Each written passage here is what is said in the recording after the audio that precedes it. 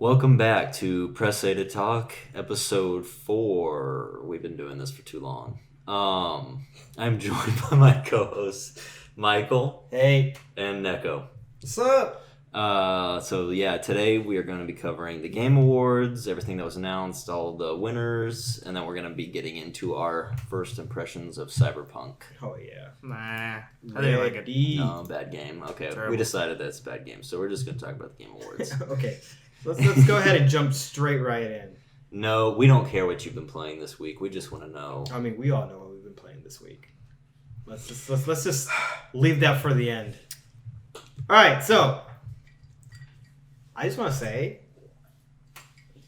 Game Awards, very interesting. Mm-hmm. A lot of things that I expected, or rather, not expected, but hoped that would win, ended up winning. A lot of things that I was expecting to win did not win. And For me, there's only one that I'm utterly upset about. Like it does not compute with me. So once we get to that point, I'll cry. Okay. Let's cry at that point. well, let's go from the top I'll down. cry at that point. Let's go from the top down. So, Game of the Year. Top down. It's top down. It's Are you sure? From the very first. Okay. Game of the Year, going down. I have this list. I'm just gonna go that way.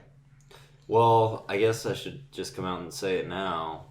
Like, I don't know. Is eating my words the correct term? Because the very first episode of the show, I was like, Game Awards, like, there's no such thing as a game that just sweeps everything. Yes. There's never been, in like the 7 years that they've been doing this, no game has just won everything. So they're gonna give a couple of awards to something else. Yeah, exactly. That's how it always goes. Because a lot of people don't understand because they let you vote.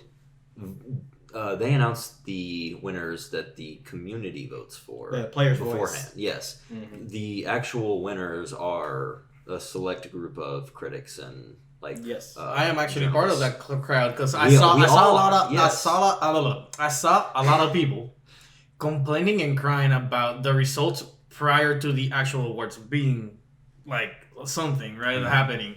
So I was scrolling through Facebook and a lot of people were salty that certain people were winning. I was in the fence for both, so I really didn't mind. But then you were telling me it's like, remember to tune in to watch the Game Awards. I'm like, wait, then why are these people complaining?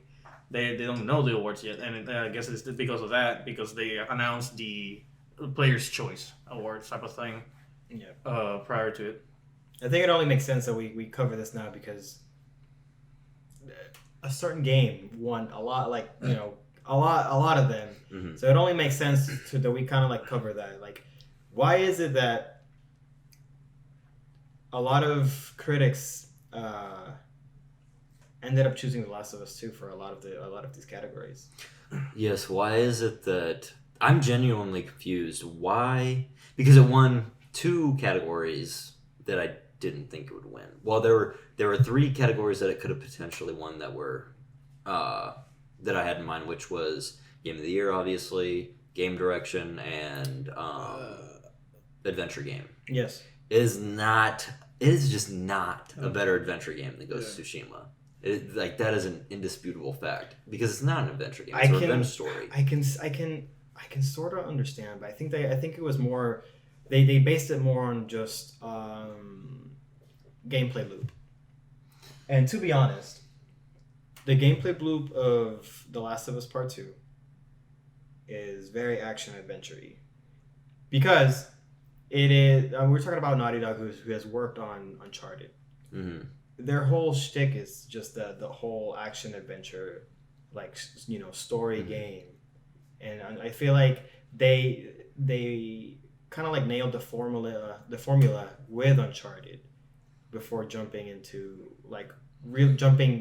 deep into The Last of Us, because they did The Last of Us before they did Uncharted 4. Yes. And then they did the kind of like the DLC Uncharted, which is like The Lost Legacy. Yeah. The Lost it was Legacy, a full game. Yeah, I quote know. unquote. If it might as well could have been like DLC for Uncharted 4. It was like 5 hours. Kind of like was it Left Behind for The Last of Us? Yes. It turned out to be It was standalone as It was well. a bit longer than that, just a bit. Yeah, but I know that they made it so that it was standalone as well. They did? I feel like they did. I can't remember, but Point is that I have a feeling that they've been working on nailing the gameplay loop to fit the genre. I mean, they may have, but I still, at the end of the day, I feel like it was a more narrative than action adventure than Ghost. I honestly thought Ghost was gonna take that hands down. But I feel like I can understand that, but I feel like it's honestly just it's because it feels like it's a movie. The Last of Us felt like it was a movie on its own. Best narrative. That's why it won best narrative. Exactly. It won everything. That's what I'm saying. That kind of like surprises me though, because like honestly, I honestly thought that it wasn't gonna win best narrative just because of the controversy behind its story. See, that's what I thought about best actor. I thought it was going to go to Ashley Johnson because everybody loves Ashley Johnson and everybody hates Abby. But Laura Bailey won. Oh no, but you know what? No. I thought that Ashley Johnson was gonna get it, but I completely understand why Laura Bailey got it. I don't. Well, see, here's my reasoning. Whenever you're watching a show, and like my point of reference is the Game of Thrones. I already know where you're going with this. Yeah. Okay, so have you ever watched the show at all? Oh yeah. Okay, so through. Cersei. Yes. You hate that character from the very beginning up until the very end. She's really good at what she did. Mm-hmm. True. She's an amazing actor to be able to pull everyone's like emotional strings the way that she did throughout the entire series. Abby did the exact same thing. You could almost say she did more because she makes it sympathetic. She definitely did more because I would say that the user reaction is what I'm going to call it, like the player. If like the reaction was more extreme than I feel like Cersei's was, because at least for the actress, I forget her name, for Cersei, she didn't get so much as pure death threats over the fact that her character killed X character in the show, as opposed to Abby, who kills Joel. Sorry, spoilers. She kills Joel. Just play the first 10 minutes. And then there was so much outcry over the fact that Abby killed Joel, to the point where like I felt bad for the actress, but she did an amazing job. Oh yeah, because she played that part and she owned it, and she made us feel a lot of things. And to be able to get that reaction from people is worthy of her winning this award. My reasoning for wanting Ashley to win is just because, like, you could say that Ellie is the backbone of the first one, and I thought her performance in the second one like completely outdid what she did in the first one. Yeah. And I mean, The Last of Us 2, I don't want to get fucking weird or anything, but it's like the one and only game that has ever made me cry, like real ass tears. And so yeah, and it was because of her character and her performance. I think like the part that really hit me the most, because it just I could just sympathize with her, was towards the end. That just her finally coming into terms with Joel's death, and like to the point where like she does what she does at the end, despite it being controversial. And I don't care if people think that it was out of character, but you have to understand that it was never about killing Abby. It was always about her coming into terms with his death. Yes, she wanted to kill her but you would feel that way if someone were to kill you, like your loved one. Yeah. Like, but honestly, it'll always be about you coming to terms with the loss of that person. Yeah. You know? And whether you kill this person, the person that ended up taking the life of your loved one or not, you're still going to have to go through the healing process. And you don't go through the healing process until you come into terms with the fact that he is gone. I think that the biggest surprise on the choice of making Abby the one that wins on this particular award, it's also due to the fact that people were they were relating to Ellie through all the emotions of losing Joel and all these people, because again that's how you feel, like how she feels is how you feel, period. So most people were wanting her to win in this scenario because that they feel like they feel the same way that she did throughout the whole game. Yeah, you latch onto Ellie way more than you do Abby. Exactly. So then the moment that and I feel like in order for Abby to like have to overcome that is basically again going back to the running in her shoes and whatnot and making you feel for her in some manner of sort of way. The ability to make that happen is probably what gave her the edge over in this particular award, because again people just latched on, like you said, to Ellie so much more. You know what I mean? Like, and that's the thing. Like, here's the thing.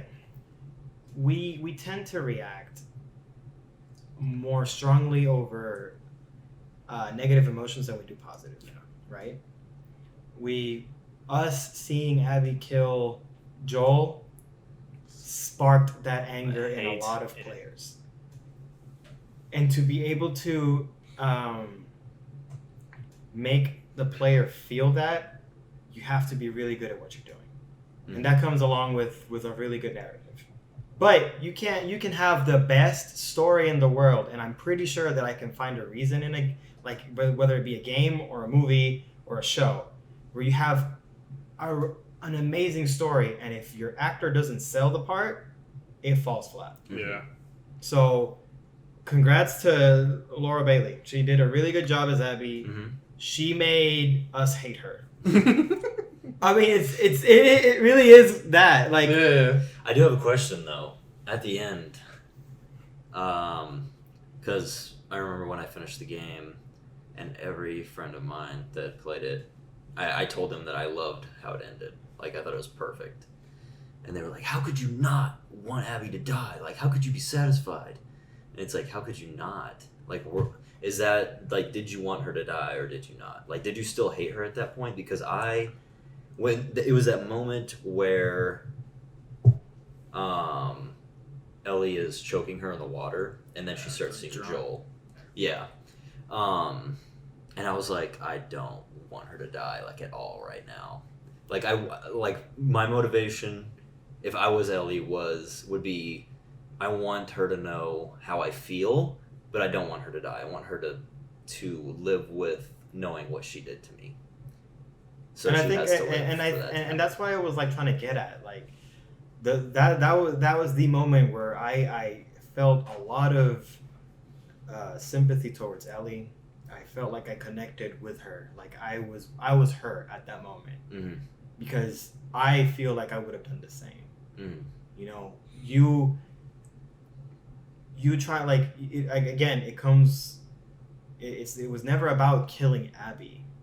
It was about, you know, like you said, making her understand, you took something away from me that I cannot never replace. That I hold very dear to my heart. You hurt me real hard, and now I have to come into terms that he's never coming back. You know. Mm-hmm. And I think a lot of people are like, people forget that it's a game, right? So people say these things because ultimately it's not them making the action, right?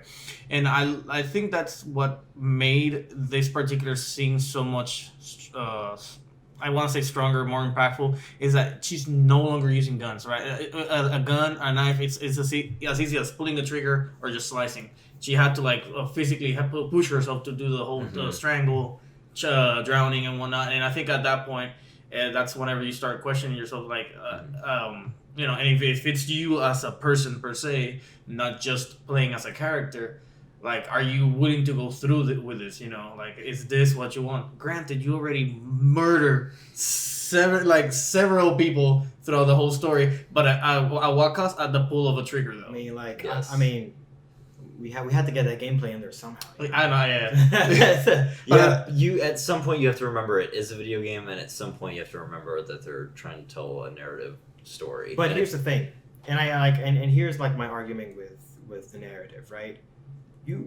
I feel like a lot of people don't understand, or like it was not like that. Like, okay, so it was the story in itself, The Last of Us Part Two, is amazing, but I honestly don't think that they thought that far when they made the ending for the first one. Because think about it. If their intention was to make Abby, they would have heavily emphasized that scene in the first one where they killed the doctor. Yeah. They played that later on. They tied it tied it to the first one. A retcon, you could say. Yeah, in a way, right? But if that scene in particular would have been more developed, I feel like a lot more people would have a less of a hard time understanding why Abby did what she did. Mm-hmm. Because ultimately, Abby went through the exact same thing as Ellie. Mm-hmm. Literally. Literally. She lost her father. Mm-hmm. Went on a vengeance spree. The only difference between her and Ellie is that Abby went through with it. Mm-hmm. Like, she went through with it. Not because of anything other than the fact that Abby had more time to think about this than Ellie. Like, the Last of Us is in a span of like a couple weeks. Yes. Well, between, like, I'm talking about the moment where she gets into the city. Okay. Because when Ellie goes for Abby again for the second time, it's like 2 or 3 years. Right. Or no, it's about a year after, I'd say, yeah. Yeah, but Abby has, like, how long was it since? Oh, it was like 5 years. 5 years. So Abby has 5 years of her contemplating going through this whole thing. Mm-hmm. Since the moment that her dad died to the point where, like, she actually finishes the job. She has a lot more time. Mm-hmm. And if there's any, like, reasoning why a lot of murderers do the things that they do, like premeditated murder and stuff like that, is because they have time to think about it. Mm-hmm. And I'm not trying to put lightly on the fact, or it's just, if you really think about it, most of the time the people that do these things, they have time to think about it. Abby had time to think about what she was going to do and how she was going to do it, and like all the steps. She had it all planned out. So it, like, at that point, she, like, because she was, like, constantly thinking about it and poisoning her mind with the idea that she's going to kill this man, she grew desensitized, at least in my opinion, right? She grew desensitized with the idea that I'm going to take another person's life. Yeah, that's exactly right, actually. So Ellie, on the other hand, she's going on a very extreme, like, mood swing. You know, it's still fresh. Mm-hmm. Literally the day after Joel dies, she goes to find Abby. Spends like the next 3 days in the city trying to find her, and losing because she's not thinking right. She's very emotional, as opposed to Abby, who she's very calculated. Like, she's trained for this. She's been working really hard. I mean, to get this done. Turned into Dwayne the Rock Johnson for this. Pretty much. Like, and it wasn't like, what, a couple months later, she goes for a second try at Abby. You could say, because you said Abby became, like, desensitized to the idea of killing somebody. Yeah. In that moment where Ellie is drowning her and seeing Joel, you could say that she had the opposite effect. Yes. And I think that is why, not only why these two girls were nominated and were the two leading to win, but this is why I won Best Narrative, but we still have a lot of categories to talk about. Right. But, like, it's just, like, I could keep talking about The Last of Us Part 2. Yeah. Because, like, as much as people hate the game, you have to give the game the credit that it's due. Mm-hmm. You might disagree with how the direction, you might disagree with the story, you might disagree with the gameplay, you might disagree with everything about the game. But if you really were to be very objective and see this game in an objective light, you'll see things. If you really start thinking about why these characters are doing these things, why they decided to take these narrative points, why they did the twist like how it is and everything, you start to realize that it makes sense. it makes sense, and people are just not wanting to realize that. Mhm. But enough about that. I think we've covered The Last of Us Part 2 winning everything so far.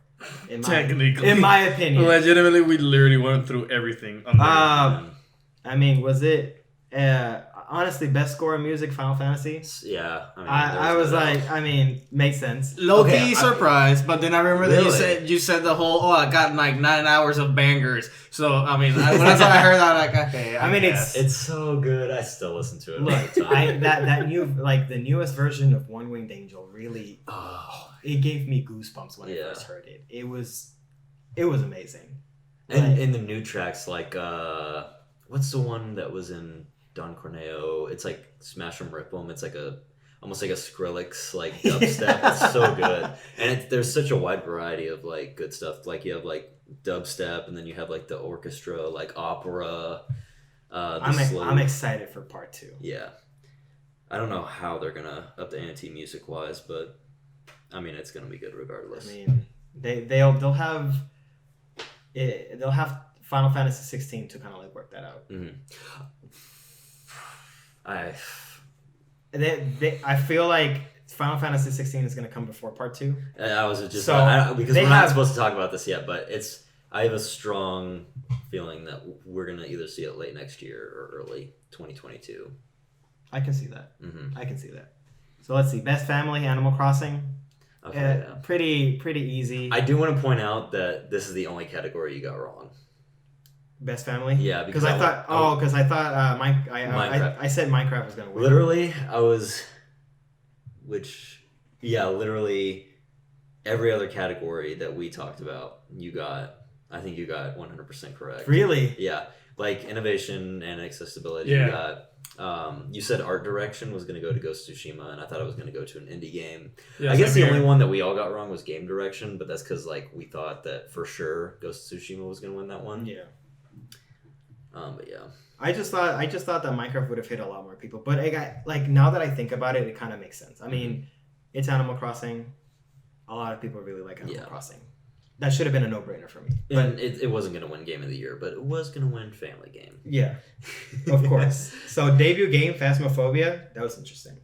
Yeah. What else was nominated? It was Carry On, Mortal Shell, Raji, and Ancient Epic, Roki. I remember that you were talking about that, probably Carry On may have taken because of like I would have liked Carry On because Carry On's idea is really cool. Mm-hmm. But Phasmophobia makes sense. Just because of the whole the craze behind all those. Actually. Yes, exactly, and like that should have been that should have been like my go-to. Just so you have an idea, I got coworkers asking me if I want to go with them to scary houses that are haunted or asylums. I mean, although I wouldn't mind going, but all of this is just based by Phasmophobia. Hell the fuck no. I Tell don't them mind. it doesn't work like the actual game. They'll like wake up in a basement with a naked person. I don't know. Best ongoing, No Man's Sky. Screw you! I hate it. I do not agree with it. That is no. Is that the one that you were so upset about? Yes. Literally, I was on my phone watching the live stream, and I was like, well, it could go to any of these games except No Man's Sky. Like, there's no way it's gonna win. I would have been fine with Fortnite. I would have been fine with Destiny 2. Yeah. I would have been I thought it was gonna be pleased it was Destiny gonna be 2, Apex. Like there were so many others. But you know what? I mean, No Man's Sky did release a lot of banger updates that nobody played. But people praised the fuck out of it. But nobody played. You're definitely right. My thing is, if there was another category saying able to come back, I would definitely give it to them. But screw that. Like Most possible to have a comeback. yeah, like Warzone, it's even Best better comeback in my game. opinion. It's like, I mean, granted, it's a one person's opinion, but regardless, even Fortnite would have been fine. I hate Fortnite. Well, but I don't like him as much. But I would have been fine. I could understand it. No Man's Sky, I haven't heard anything of the game, like people playing it. I feel like the player base dropped significantly after release. I will say this. I'm kind of low-key interested to see why it won. And I was like thinking about just getting a discounted version of No Man's Sky and see what. All the Yeah, fuss and is don't about. get me wrong. I will like it. Definitely. I'm sorry, but I'll hop on my Argentinian account and see if I can find it. Like it did spike my interest now because again the moment that I played it I was so it was so underwhelming. It was terrible at the beginning, and the idea that once you finally found a friend in there, it was just a speck of dust flying in the middle of nowhere, and like okay, so this is pointless. But they fixed that. They actually yeah. like have actual Multiplayer, yeah, and I've seen it. I've seen some clips, and it looks good. But after that massive crash, I did not expect it to become the ongoing game. I completely agree. I think I was just not expecting it. Yeah, But now I'm curious to see why is it? it was a slap because on the face. it had to Or have it been was. such a drastic difference to be able to win it over any of these other games. My problem is that Apex is okay, Fortnite, it's obvious that it didn't win because it's been winning and it's only been getting worse and it's slowly dying. Apex is still great. It's steady. 8 seasons in and it's still really good. Destiny 2 has had a huge resurgence, so Yes. I'm just so confused at it just some of the winners made no sense this year. Yeah, I can agree that, So but some of them did. a lot of them did, yes. Like the other one the next one up in my list is community support, which That was weird. Which Fall one was Guys. community? The game that Oh, died yeah. 2 weeks after it came out, Fall Guys. Like I honestly would have said it was You're Valorant. right. I honestly thought it was gonna be Valorant. To be honest.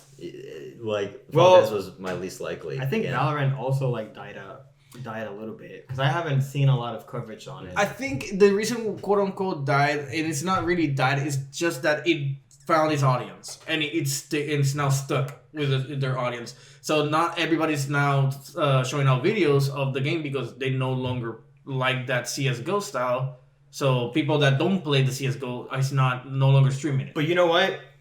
If they would have released a console version, that would change. Probably. Because Overwatch was similar.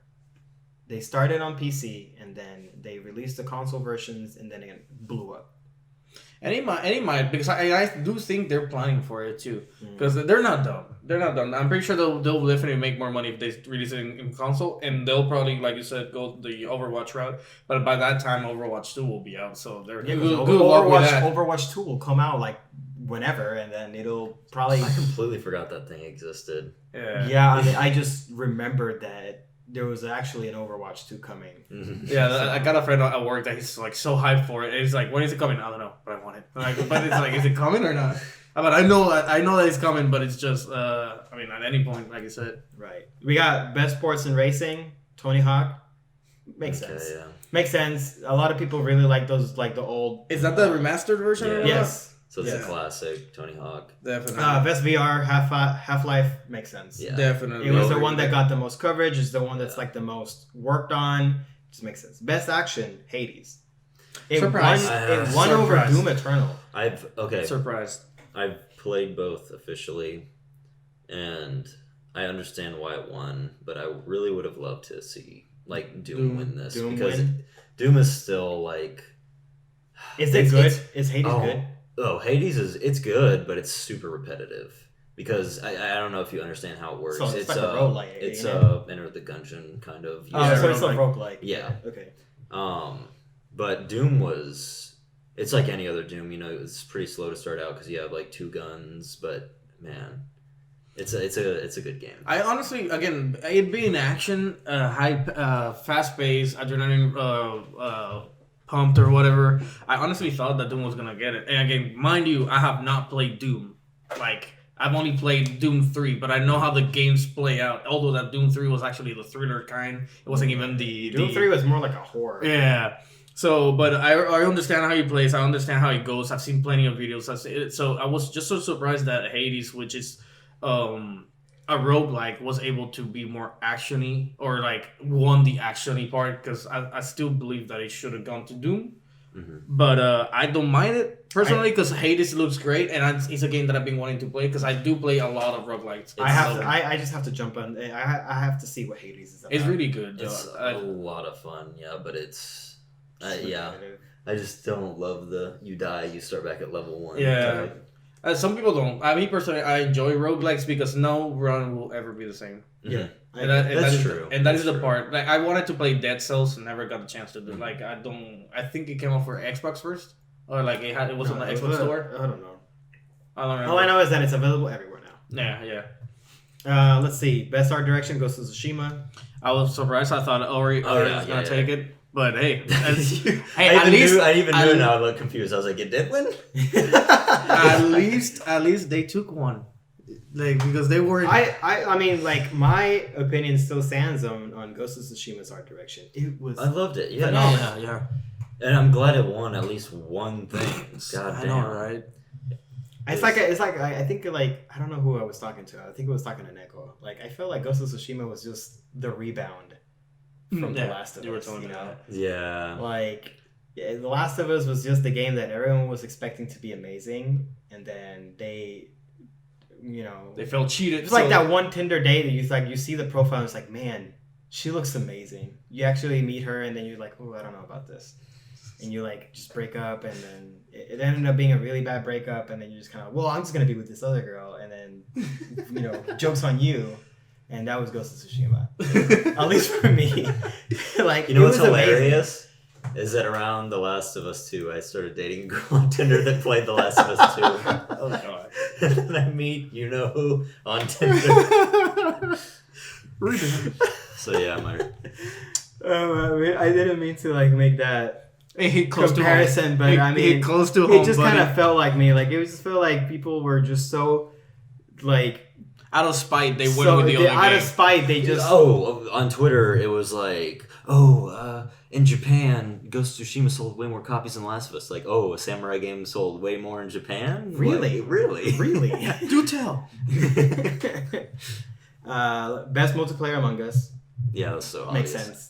Games for Impact. Tell me why. I've never even played this game, but one? I'm curious to see. Games for Impact, they always interest me, but I end up never playing them. I haven't played any of the games in there, so. But I remember. Was it Celeste that won that like a few years ago? Mm-hmm. And it won Best Indie. That was Like I understand like the genre of a game that Games for Impact is, and I like that. Okay. Wait, so are category. Games for Impact like Life is Strange type of games? Mm-hmm. Like, okay. Like they like comment on a specific like topic about maybe mental health or something of the nature. I'll have to check it out then. Best audio design, The Last of Us Part 2. That was one Makes more sense. obvious. Best role playing game, Final Fantasy. That obviously. I was super happy. Come about that. on. I wanted either. You wanted Persona 5, but I was super happy because Final Fantasy. Well, I was just glad to see Final Fantasy VII racking up the wins because I think it won the second most awards. I think so. Under Last of Us, I can't remember. Actually, it tied with Among Us, I think. Really? Okay. Because you're saying that it has two, right? It has 2 awards. Well, Hades also won 2. Never mind. Then yeah, so all of them are for 3rd place, I guess, or 4th Right. place. Yeah. Point. Best sim strategy, Microsoft Flight Simulator. Ooh. Okay, I'll definitely have to see what flying a plane really does for me. Is most anticipated on there? Because I'll definitely look. I'll keep going down this. I'll be list. honest though, for a strategy game, I'm surprised that Chimera Squad is so down the list. Like I would have at least expected as a top 3. Because again, I played it. It is great. It definitely brings back what XCOM was, but it like steps it up a notch by just adding new features like the breach system and like having the ability to play different races. Which in the original you could, but it started being implemented afterwards. Whereas this one in the vanilla, you had it up in the front. It felt good. The only thing is that I think people were really upset by the no permadeath. So in XCOM, like whenever you lose a character, you lose them. They're screwed unless you do a reset or whatever. But saves comes. Yeah, saves comes. I'm guilty of such. But in Chimera, if your character dies, you lose the mission. I want permadeath, but I'm gonna use the save button.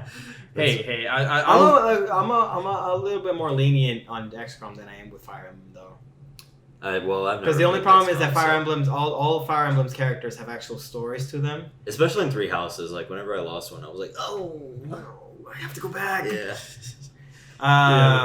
Best fighting, Mortal Kombat 11 makes sense. Was it the Ultimate? Yes. Okay, yeah, that's a really good game. Weren't you going for the Street Fighter? Some of us was going for the Street Fighter. I don't remember. I don't even. I don't we like. discussed I that. don't think we talked much about best fighting Yeah. because I like it was just like we weren't really sure which one would actually. Your list is so different than mine that I'm just going left and right until It's I just find it. it's just a different like website, I guess. Yeah. Best indie game, Hades makes sense. Yeah. Yeah. Best mobile, Among Us makes sense. Best community support, Fall Guys Yeah, that's one of the things. Like, what? doesn't make sense. Innovation and accessibility, The Last of Us Part 2. Mm-hmm. They still go behind that. It's just great. Best game direction, The Last of Us Part 2. Then that the was esports stuff that I'm not too interested in. Best esports game, League of Legends, of course. Yeah, that was. It's. I feel like it was a given. It would have been great to see any other game win, but it's no surprise to be completely honest. And even Fortnite, I just don't feel like as an esport material, League of Legends has so much more to think behind that than Fortnite, because Fortnite has a level of RNG to it, some randomness to it, which kind of slightly takes away from the strategy of a team comp.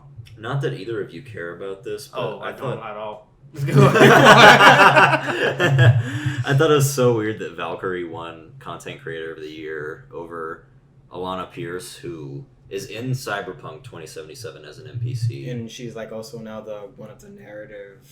Yeah, she's a writer she just got Santa hired Monica, on. too. Yeah, at Santa Monica, and she's been gaining a huge amount of attention on. I don't even YouTube know who and this Twitch. person. I don't even know who either Valkyrie or Alana Pierce. I know that Alana Pierce has been prominent recently and stuff, but I don't know. I've never seen any of these people's videos or any of their content whatsoever. I highly recommend checking out Alana Pierce because she's not, like I told you, she's not, The typical. what you think. Okay, all right. She's actually good to watch. She actually has content. Yes. Okay, I'll take your word for it. You don't need to use the eye tracker in this one. So we got most of the more like I guess big awards, but I want to talk about all the premieres. Okay, yeah, this is the juice of the show right here. Yes, because I'm really excited for a lot of these. Oh yeah. Can we talk about my boy Sephiroth Yes. in Smash? I was watching Max's like recap of the stream that he did, and at one point they were watching some other game trailer, and out of nowhere he just stops and goes, "Guys, Sephiroth is in Smash Brothers." Oh god. You just have to remind everyone that he's in Smash now. It's amazing. Oh, yeah, like I saw his initial reaction of the trailer, and like the moment that the music starts playing, and everyone's just kind of like, "Wait a minute, what? Huh?" Yeah. Seven, like Max just starts gushing, and like he's just giggling the entire video from that point forward. Like he just cannot believe that he's in there. You know what's crazy is that you actually called this like 3 or 4 months ago. When Yes, we were I together. remember we were talking about that. We were talking about like what would the next character be, Yeah. and I thought my guess was like I wanted Sephiroth because it just made sense in my head because at that point Final Fantasy VII had just come out and it was being extremely successful, and I thought to myself that Cloud was introduced before this game came out. He only had like the Midgar stage, but it only had like 2 music tracks or anything like that. I thought to myself that if they were ever to expand on that, it would have to be another character from the Final Fantasy series. I wasn't thinking like specifically Final Fantasy VII at the time. I wanted more out of that. And at some point we kind of like kept talking. We ended up on Sephiroth coming in, because if Sephiroth were to come in, it would tie in with the whole like hero versus villain like aspect of Ultimate. And it just so happened that was it. So I'm actually really happy. I'm really excited to see what tracks they add. I hope it's just not 2. Just they're putting One Winged Angel on there. Well, I mean, yeah, but I just don't want it to be One Winged Angel and then another track. Yeah. That's it. Like, please. They did so much. They added so much for Dragon Quest. Mm-hmm. They have to. Oh yeah. Well. Like, give me. I don't know. Like, give me. Like. Obviously, One Winged Angel. I would love to have some of the remake music like Arbiter of Fate in there. Yes. But I don't know if they can. Why wouldn't they? I don't know because the cinematic trailer that they showed was very like Advent children-y. Yes, but I mean, they could do whatever they want with it. It's Square Enix. They can just ask, give me some good old bopping beats from Final Fantasy VII to be like, all right, I got you, fam.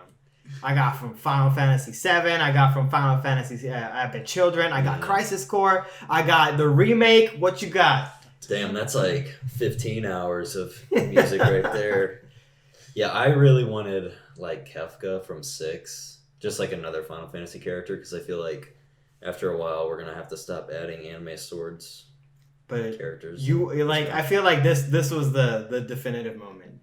Like you add the anime swordsman of all anime swordsmen. Bro, if people complained about Marth's reach, they're gonna be complaining about Sephiroth all the Oh time. my god, with this 12-foot long sword. Hell yeah. But you know what? I'm all excited for it. Like, honestly, okay, so when I like play my games, I like my villains to have that theatrical aspect of it. Mm-hmm. Like, I love the fact that Kefka is who he is in 6, right? Mm-hmm. If you wanted an accurate depiction of what I like in my villains, Sephiroth's like trailer in Smash was just, It was amazing. it was great. You have like the final boss of Smash Ultimate get one-shotted by Sephiroth, and he's just there floating, and he's like, finally, it's about time I showed up in this game. Let me fuck y'all up. And then just proceeds to fuck everyone up in the most stylistic manner possible. Max actually pointed something out that was hilarious. You know that part where he stabs Mario, but he actually stabs him by his Yeah, he kind of like just, yeah. so he misses him. He like swings at Cloud after that shot, but Yes. Mario's still attached to his sword. If I had to make a guess, like Mario just did like a complete 360, and then like the overall just literally just got caught in the sword, preventing it from like slipping away or something. I don't know. And then when he just slides, maybe his You see overall Mario just being swung yeah, around. yeah. I'm really excited to see his taunts. I don't know why, but whenever there's a new character, that's like my favorite thing to do The taunts. first is the taunts. But can we just say,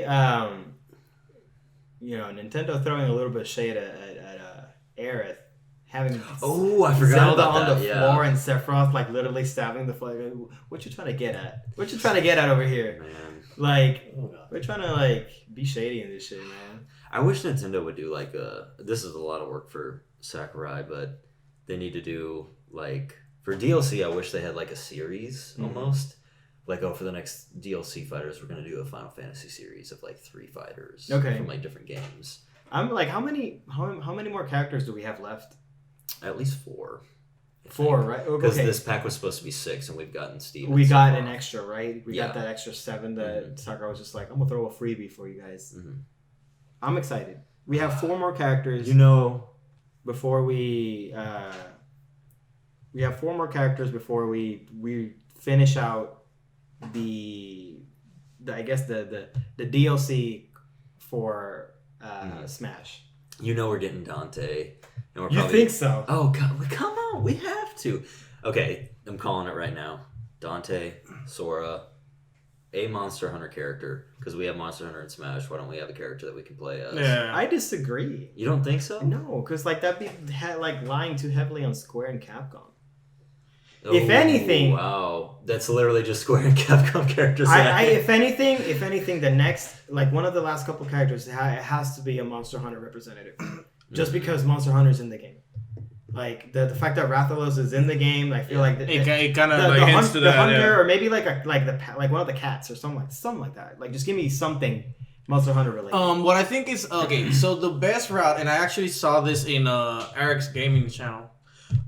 He was talking about like what you could do to make a character that's interesting. It's every single move set, like side B, up B, charge attacks and whatnot, will be a different weapon. So it's a character that has almost every single weapon, and like They did something similar to that in Marvel vs. Capcom Infinite. I don't know if it was perfectly implemented because it just felt bulky. Like the character almost just mostly had like great sword, dual blades, and bow. because the thing is, if you think about it, like depending on how you implement it, you could have the be just like Link's bow, and then you can have the side smash to be just a hammer, like where you're just starting and just hammer somebody.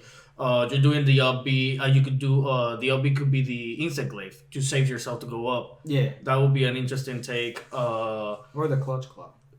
Oh, the clutch club, but I feel like that's kind of. Oh, the clutch club could just be the grapple, if anything. Could be, yeah. I bet they would implement. No, I don't know enough about Monster Hunter. But go ahead and throw it out. Hell. I was gonna say they'll probably wouldn't release a Monster Hunter character until Rise comes out, obviously, because and I think they might Could implement be. that wolf companion possibly. That actually, yeah, like another thing, like a side B or whatever, and then just summons the beast to just make attack, and then just goes away again. I like how That would be cool. I like how at this point anything is possible because Sakurai has made it so. Mhm. You know, I remember when the first in Smash 4, the first characters were we had Cloud, we had Corrin, Bayonetta, and then I'm missing one. Oh, Ryu. Mm-hmm. And at the time, I was like, I can see that it's within the realm of possibility. But then in Ultimate, Sakurai was like, I'm gonna blow you guys away. Yeah, Banjo, the hero, Joker, it's coming from anywhere. And at this point, I don't even know what other character could possibly be in Smash at this point. Oh, well, there's a ton. There is a ton, but which one would be the one that Sakurai picks? Because people have been waiting for Gino. They've been waiting for Gino. He's a spirit. Nobody. But they retcon that because Min Min is in ARMS now. I mean, and Min Min is in Smash now. So come on, give us Gino. Just let it be at that. So you get one character. You have to pick one character. Who is it? For Smash. What's the craziest that you can come up with? The craziest that I can come up with. Dang, dude. I don't know. It could be anyone. I'm trying to think. Who could it possibly be that it would be so interesting to play? Keanu Reeves, hands down. Johnny Silverhand. Just John Wick. Let's go. Goku. Let's go. I would love to see a Sony representative. Knack.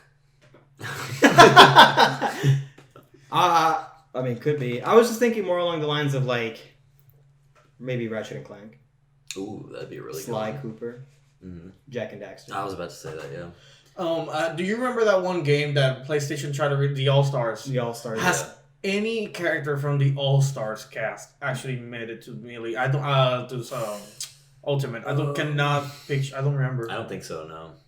Because the problem is that if that's the case, I think some of the ones that you're mentioning right now are off the table. Because yes and no, because I don't see All Stars coming back anytime soon. It did not perform well, and they said that they weren't thinking about making any. It was definitely a fun game, but it does not hold handle to. No. I would Smash. love to I would just love to see a representative from Sony. I think Because they have they have Banjo, and Minecraft Steve. Microsoft gave them two. One of them is rare, is a rare icon, but that was. Wait, Banjo is from. It's Sega. Rare, yeah. No, Banjo is Rare, Oh, Rare. and Rare is owned by Microsoft now. Okay, true. Which I don't want to stray off from the current conversation, but Perfect Dark. Ooh, that's a good one. Perfect Dark. Oh, we talking about Smash characters or the actual game? I mean, that would be a hella good promotion, though. The character from Perfect Dark coming into Smash to promote the new game that's coming out on Xbox that I'll probably never play because it's on Xbox. Yeah. Well, it's coming to PC. Come on now. Oh, you're right. I'll probably just Just add it to the list of the 132 games that you haven't played in Steam. Shut up. I don't want to talk about the backlog. But Sony representative for sure. In my perfect world, Kratos would be kind of fun because he could play like I'd see him having a moveset with his axe and then the blades of chaos. Mm-hmm. I feel like his moveset will be reminiscent of the brothers. I forgot the Castlevania brothers. Yeah, Simon and Richter. It has some yes and entirely, no. but Yes and no, because I was thinking that he would have two different movesets. Because in the game you switch between the axe and the chains. and the chains. Yeah. And I was thinking that one of his moves could be for him to throw the axe, and then he'd be fighting like barefisted until he picks up the axe again, or he can recall it like how he does in the game. Or His just grapple could just be like blades of chaos to just pull somebody in, and most of his moves that could just be his axe. or be like the old Zelda where you just down B and switch between weapons. Yeah, that could work. Oh yeah. That'll definitely be cool. I like characters that can switch up. That hence why I'm so upset that they separated Sheik and Zelda, because it definitely, granted, Sheik and Zelda are two different playstyles entirely, but that's what brought Zelda into like really competitive game, because mid battle you could just switch and make it work for you. Granted, like people would mostly use Sheik. Yeah, that's what. Zelda, Yeah, but that's what I'm saying. Like you could switch between them two. But yeah, if it were up to me, I would definitely love to see Kratos. But if anything, just a Sony representative. I want to see the big three in Smash. We already have obviously Nintendo, which is basically the host of the big party. Basically, we have two representatives from Microsoft. Give me at least one from Sony. I want Sony. No, that's not true. No. He's not Sony. He's not Sony exclusive. Who? Cloud. Remember that Square had good relationship with Nintendo before Final Fantasy VII. It was like when the PlayStation came out, when they decided to develop for PlayStation, that the relationship kind of broke. Yeah, you can play Final Fantasy VII on any console now, but originally it was a PS1 exclusive, and the remake is a PS4 exclusive. Yes. That's my reasoning. But I understand you want like I want an actual Sony, like I want from like their Sony studios. Mm-hmm. I'm gonna throw a curve ball here.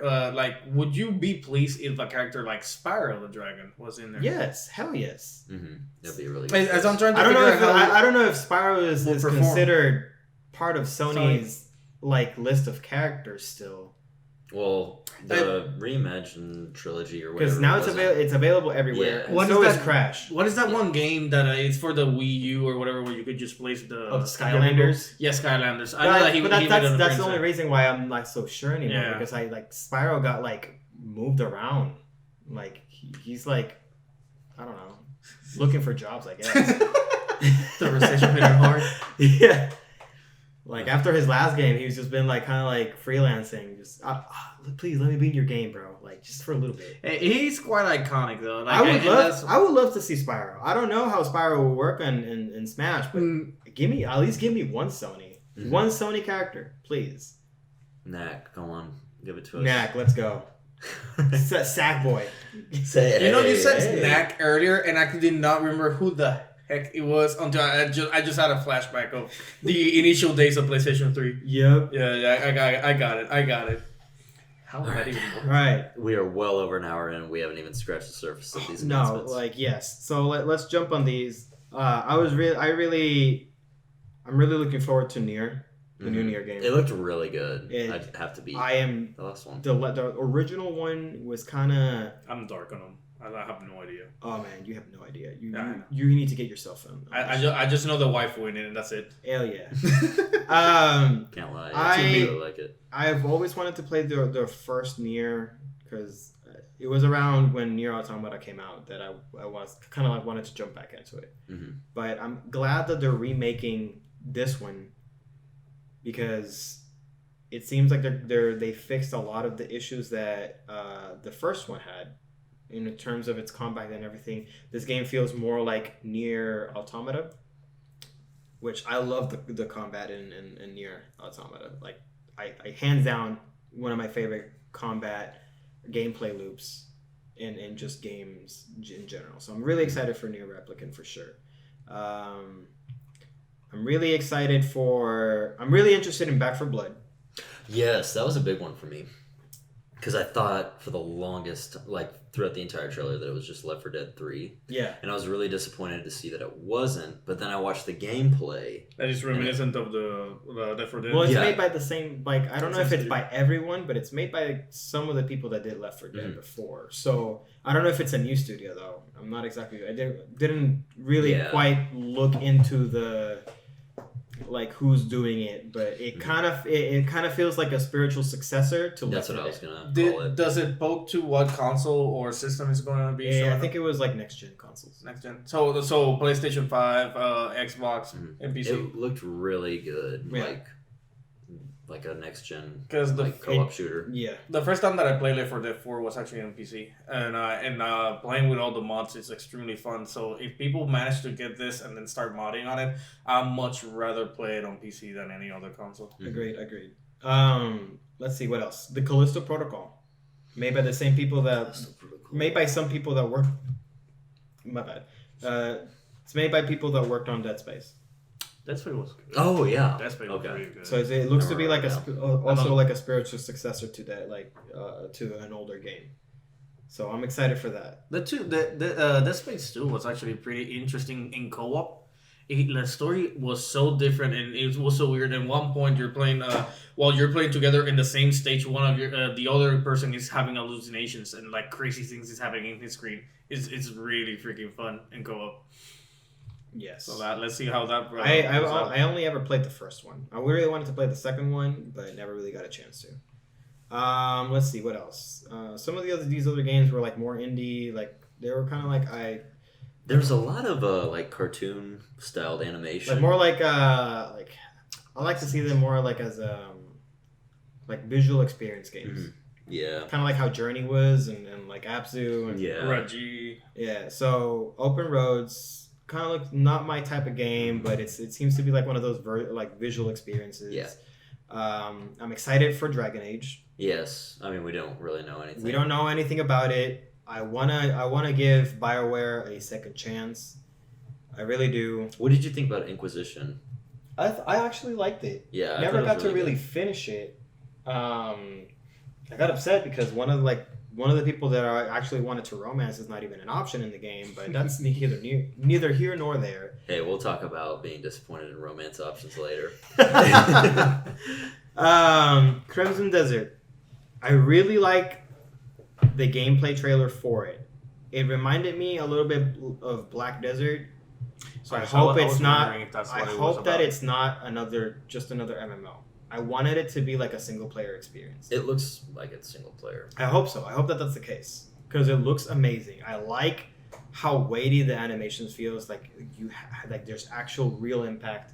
I like the way that they're doing all of these like visual cues, like the subtle screen shaking whenever you're landing a blow. Mm-hmm. The sound cues. If you like, because I was listening on headphones, and you can hear like the crunch and the clang of the metal, and it looks great. Yeah, It the looks feedback was pretty good. Yeah, like there's a lot of good feedback and like combat feedback in this game, so I'm really excited for it. Sounds cool. I shouldn't have watched Donkey stream while he was watching this trailer because all he was doing was making fun of how bad the trailer was streamed.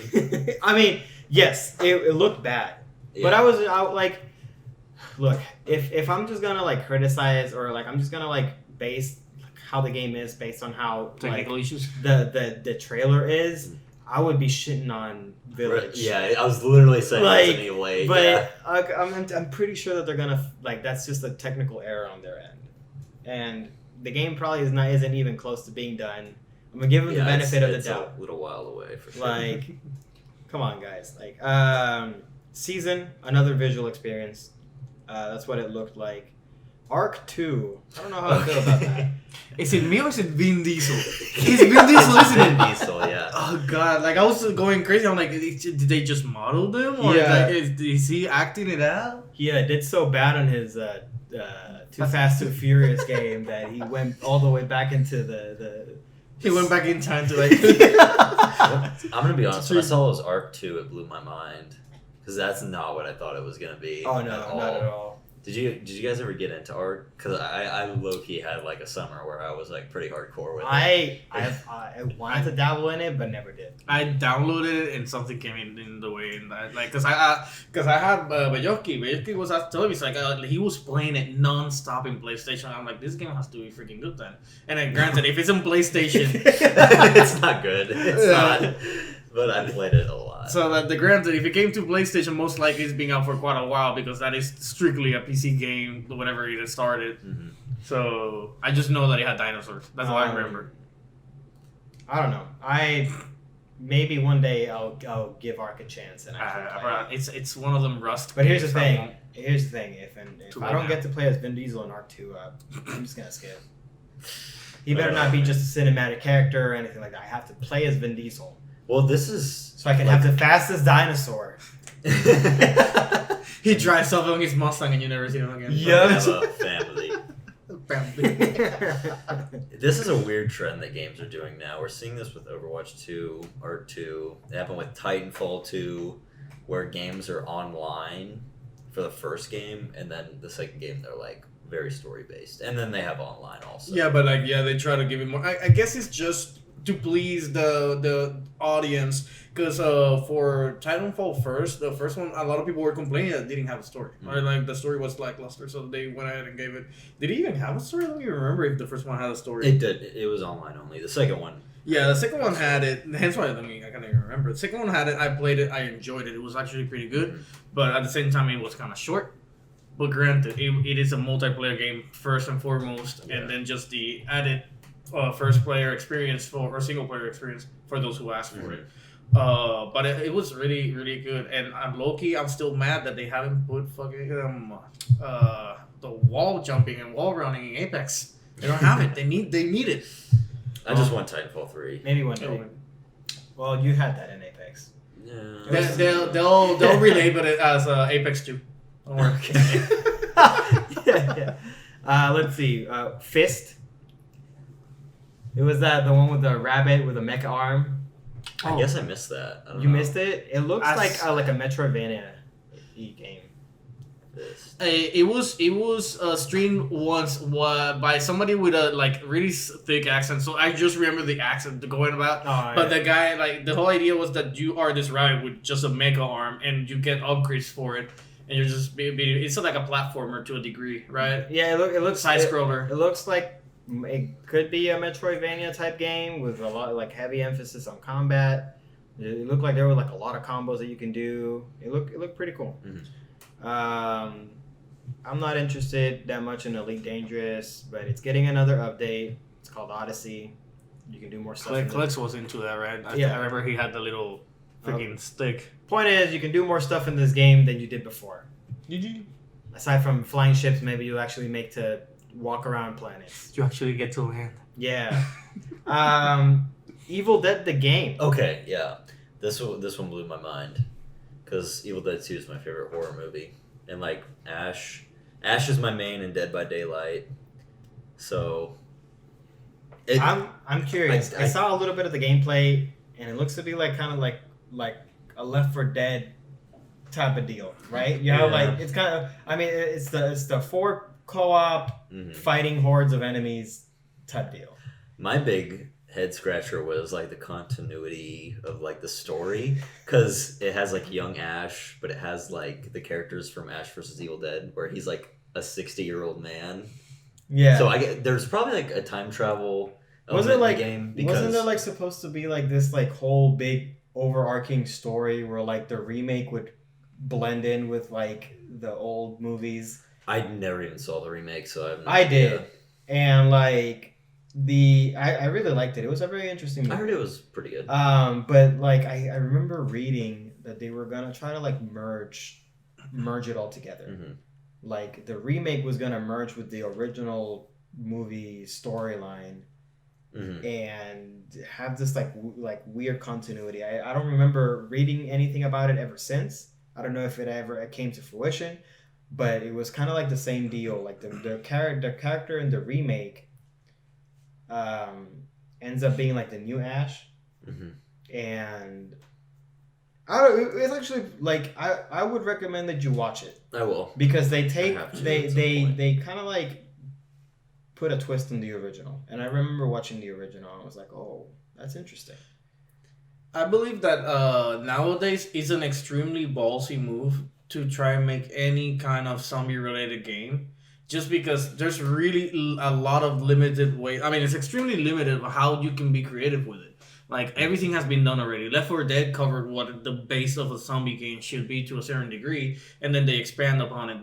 There's another one, the World War C game, I think it is, where it's again another four player, which has loads of zombie more than Left 4 Dead had, but it all falls into the same formula.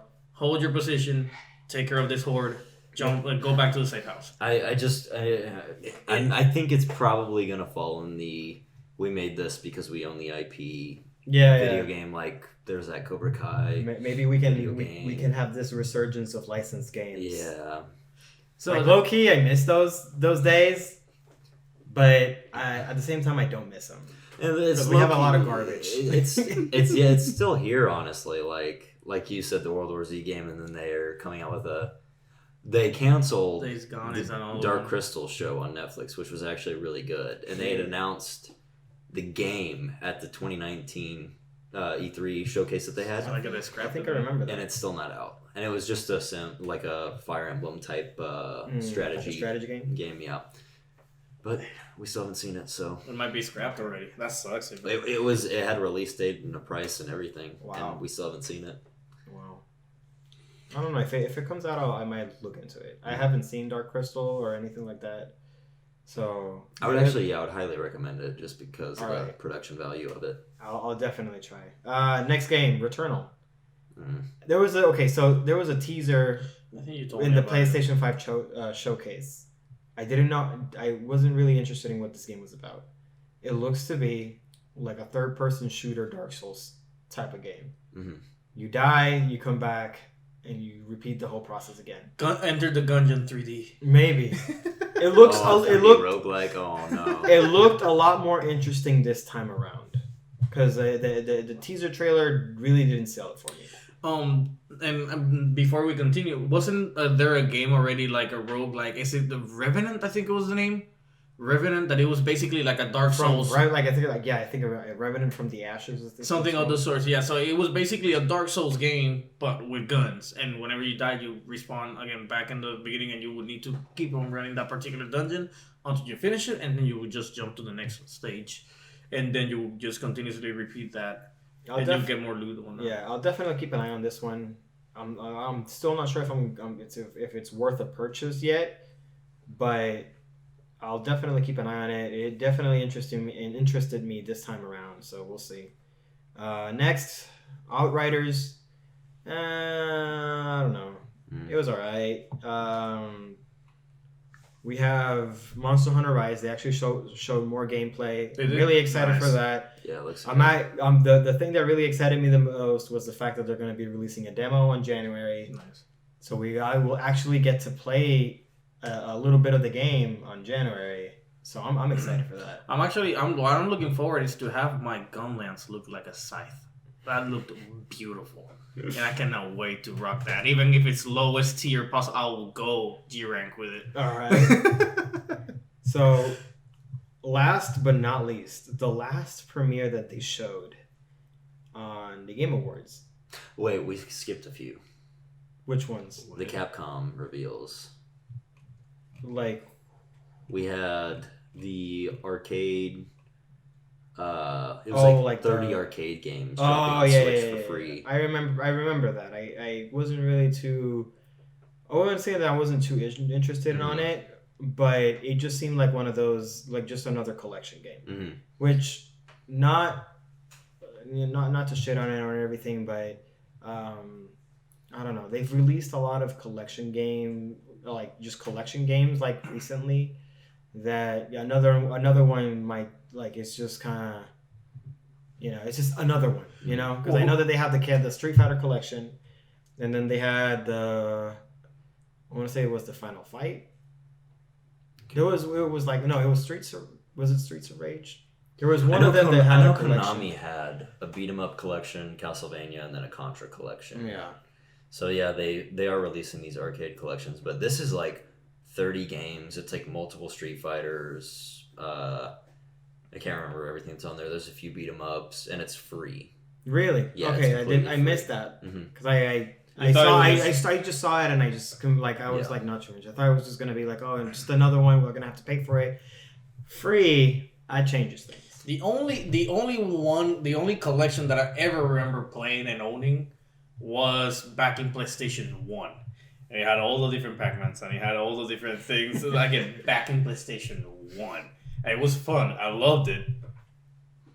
But I've never been interested in any more since. The big Capcom for me was the remake of Ghosts and Goblins. Yes, I remember that. It seems like it has like a Mega Man 11 art style almost, Yes. where it's like a 3D 2D platformer. Yes. But yeah, I remember that. I was it piqued my interest, but I was never really too much of a fan of Ghosts and Goblins. I'm hoping that this game might change my mind, but we'll see. tough game. But Sure. oh yeah, most definitely. Try I've seen the speed runs. Beat it once to beat it again a second time, so you can actually get the actual ending of the game. Yeah, nice. But yeah, I really wanted to talk about this last one. Okay, yeah. It's a big one. Mass Effect. I literally just looked at it. I was like, how we have not mentioned this yet? Wow.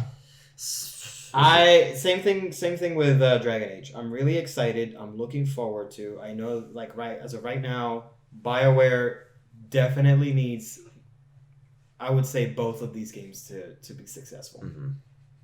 Because if one of them doesn't hit, the other one is Probably gonna sink down with Yes. the next. Yeah. At this point right now, BioWare just does not have a good track record. My thing is and I hope it does hit hard, the Mass Effect one, because I remember that every single Mass Effect game that ever released, I always wanted to play it, but I would never be in a position to get it. Like Mass Effect 1, I didn't have my own money. I didn't have Mass Effect 2. I may have had my own money, but I was spending it on alcohol. And and anything Andromeda, I think I never had the chance for it. So, and I think that was during the transition of me moving over here.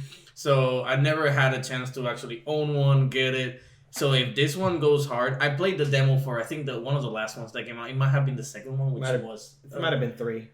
3 then, because I remember that I had the demo was mainly just the multiplayer. Yep. And I remember being adepts and these particular classes, and I loved it, but I never got a chance to get the game back. I think they might be releasing a collection. That's sometime. now.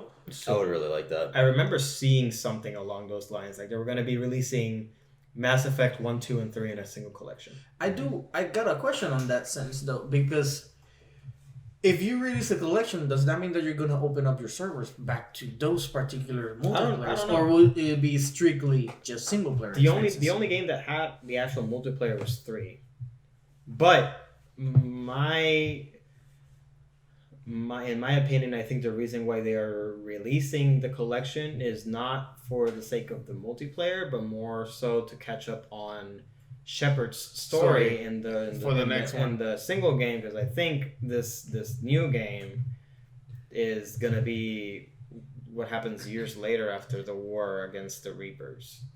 I was watching, I think, Critical talk about some game, and he was pointing out the fact that he hates these new games that just are the title of the original game, like Mass Effect, Yeah, Dragon Age. Like my big skeptical point. God of War. Yeah, exactly. I think that's what he was talking about actually, was yeah. that he just hates games that are called what they were originally called. And that's sort of like why I'm still skeptical about both these games, because is this Dragon Age 3 or is it, a new storyline? I want to say, is this Mass Effect 4 Yeah. or is it a new storyline? Is it Andromeda 2? Yeah, you got a point. please let it not be Andromeda 2. I think because I know why the reason why they did God of War. It was supposed to be a reboot of the franchise And it was very because successful. they had closed, they had closed the God of War with the third game. Yeah, and they the were Greek like, chapter of. or yes, of they had closed it, and they had a really hard time trying to figure out what would be The continuation of it. like the continuation. What would it be like? What would it be called? And they agreed on it having be God of War because it was meant to be a reboot in a sense of the game. And doesn't this one just it dedicates itself to passing the torch to the kid? So now he becomes a new Story wise, maybe like there wasn't really any real indications that he was passing the torch just yet. He's preparing him for it for sure. Like he's preparing the boy for the boy. He's preparing his son boy for that. Yeah, boy. But he's definitely preparing him for his eventual like death because he kind of seems like, at least in this game, his attitude and tone and everything it's a complete 180 to what he was before. We'll know When Ragnarok comes out. Yeah. I'm excited for man, that. I wonder- that is gonna be. I wonder if like in the next ones they will have you switch between the two characters, or if it will be more kid driven, or I don't know. I wanna say that by the end of this next one. like Nordic chapter, Mhm. we won't be playing as Kratos anymore, which would be a big hit. Because honestly, like the reason why God of War is so successful is because Is Kratos. Kratos? Yeah, Kratos is really the trademark of the whole But thing. I know because I remember watching this documentary. They wanted to touch on other mythologies. Mm.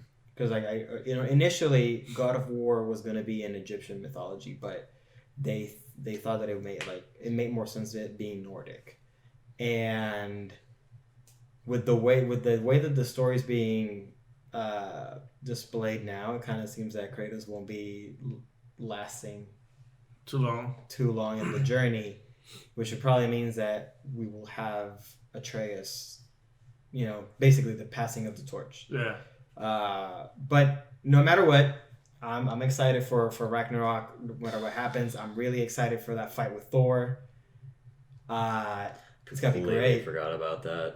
Did you see the after credit scene? No. Okay, yeah, there was. So Mike, we were talking at like 5 a.m. one night, and you're like, do you remember the after credit scene of God of War? And I was like, what are you talking about? And I got on YouTube, and there is a scene where Kratos and Atreus get back to their, like, if you go back to the house after the credits, Yep. and you go to sleep, there is a scene where Thor comes to the house. It's like years later. Like Yeah. we're talking about like 5 years, something like that. Bifrost. And like literally, like he literally shows up and he's like Want some cookies? ready to fuck somebody up. Which is funny because like in the beginning of the game, it's Baller that shows up and starts fucking things up. Mhm. And it's just funny like how it just kind of seems like it starts in the fucking house, like a house man. He's like, Kratos just needs to move, relocate, go someplace else.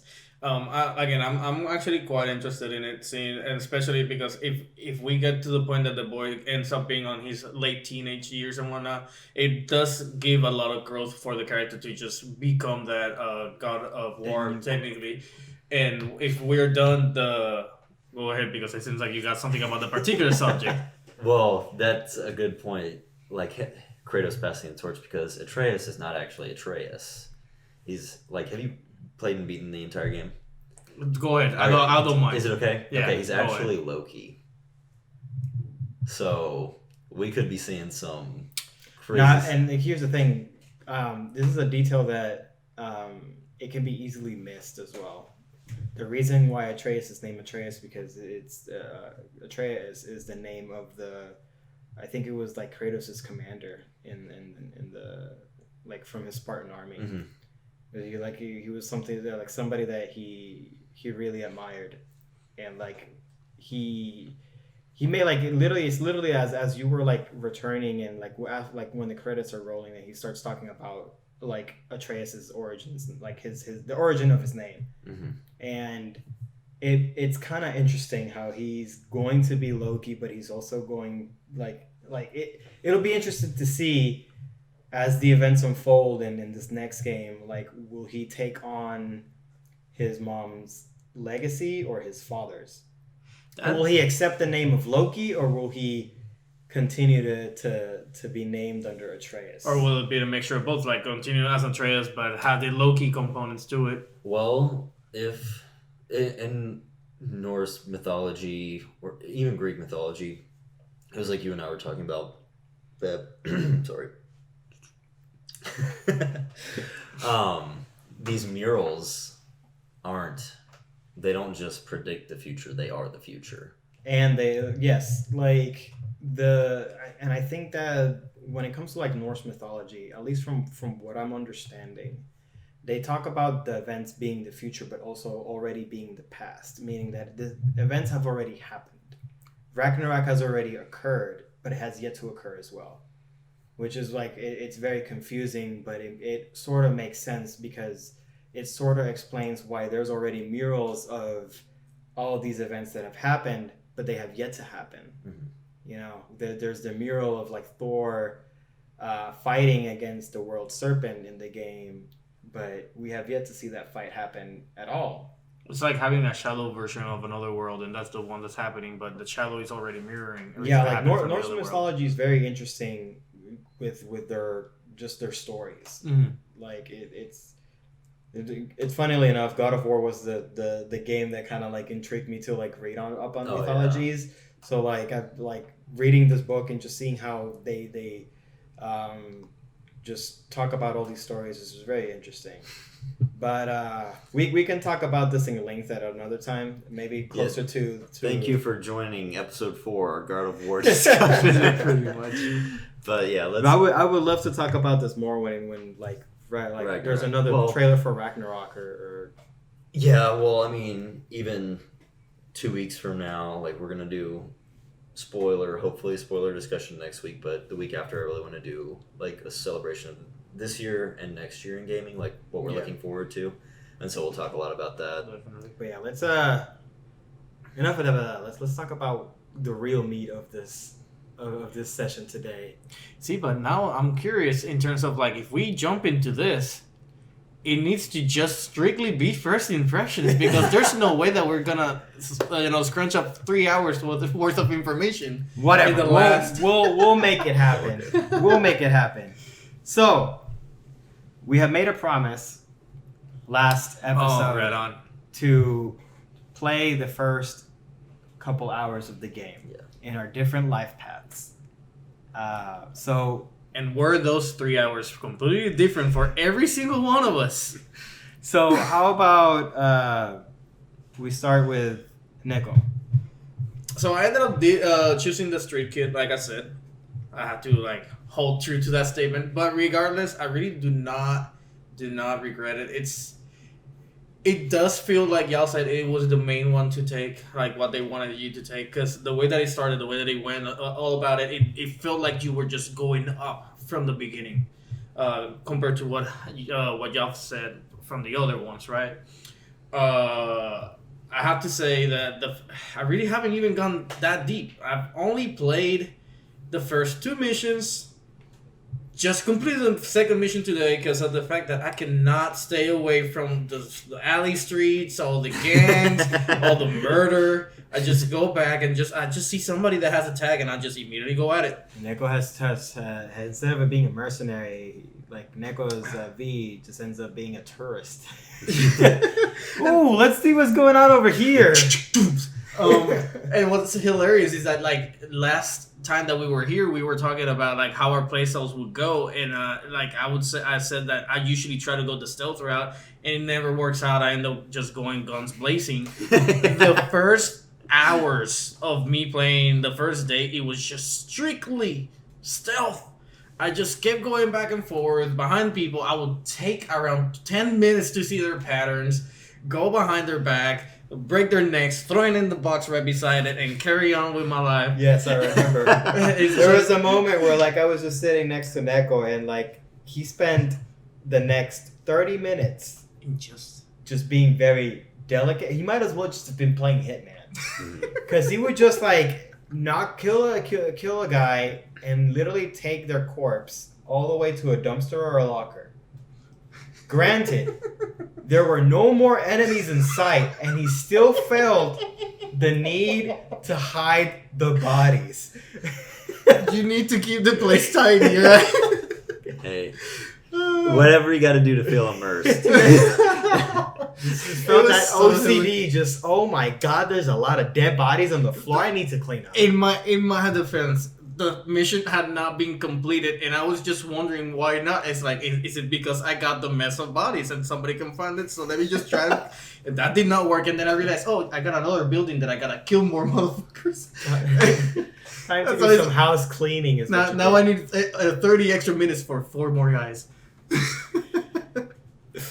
But regardless, I do enjoy the aesthetics of the place. The way that it starts, it's during a bar, and you immediately just either take a shot or fix your nose, one of them two.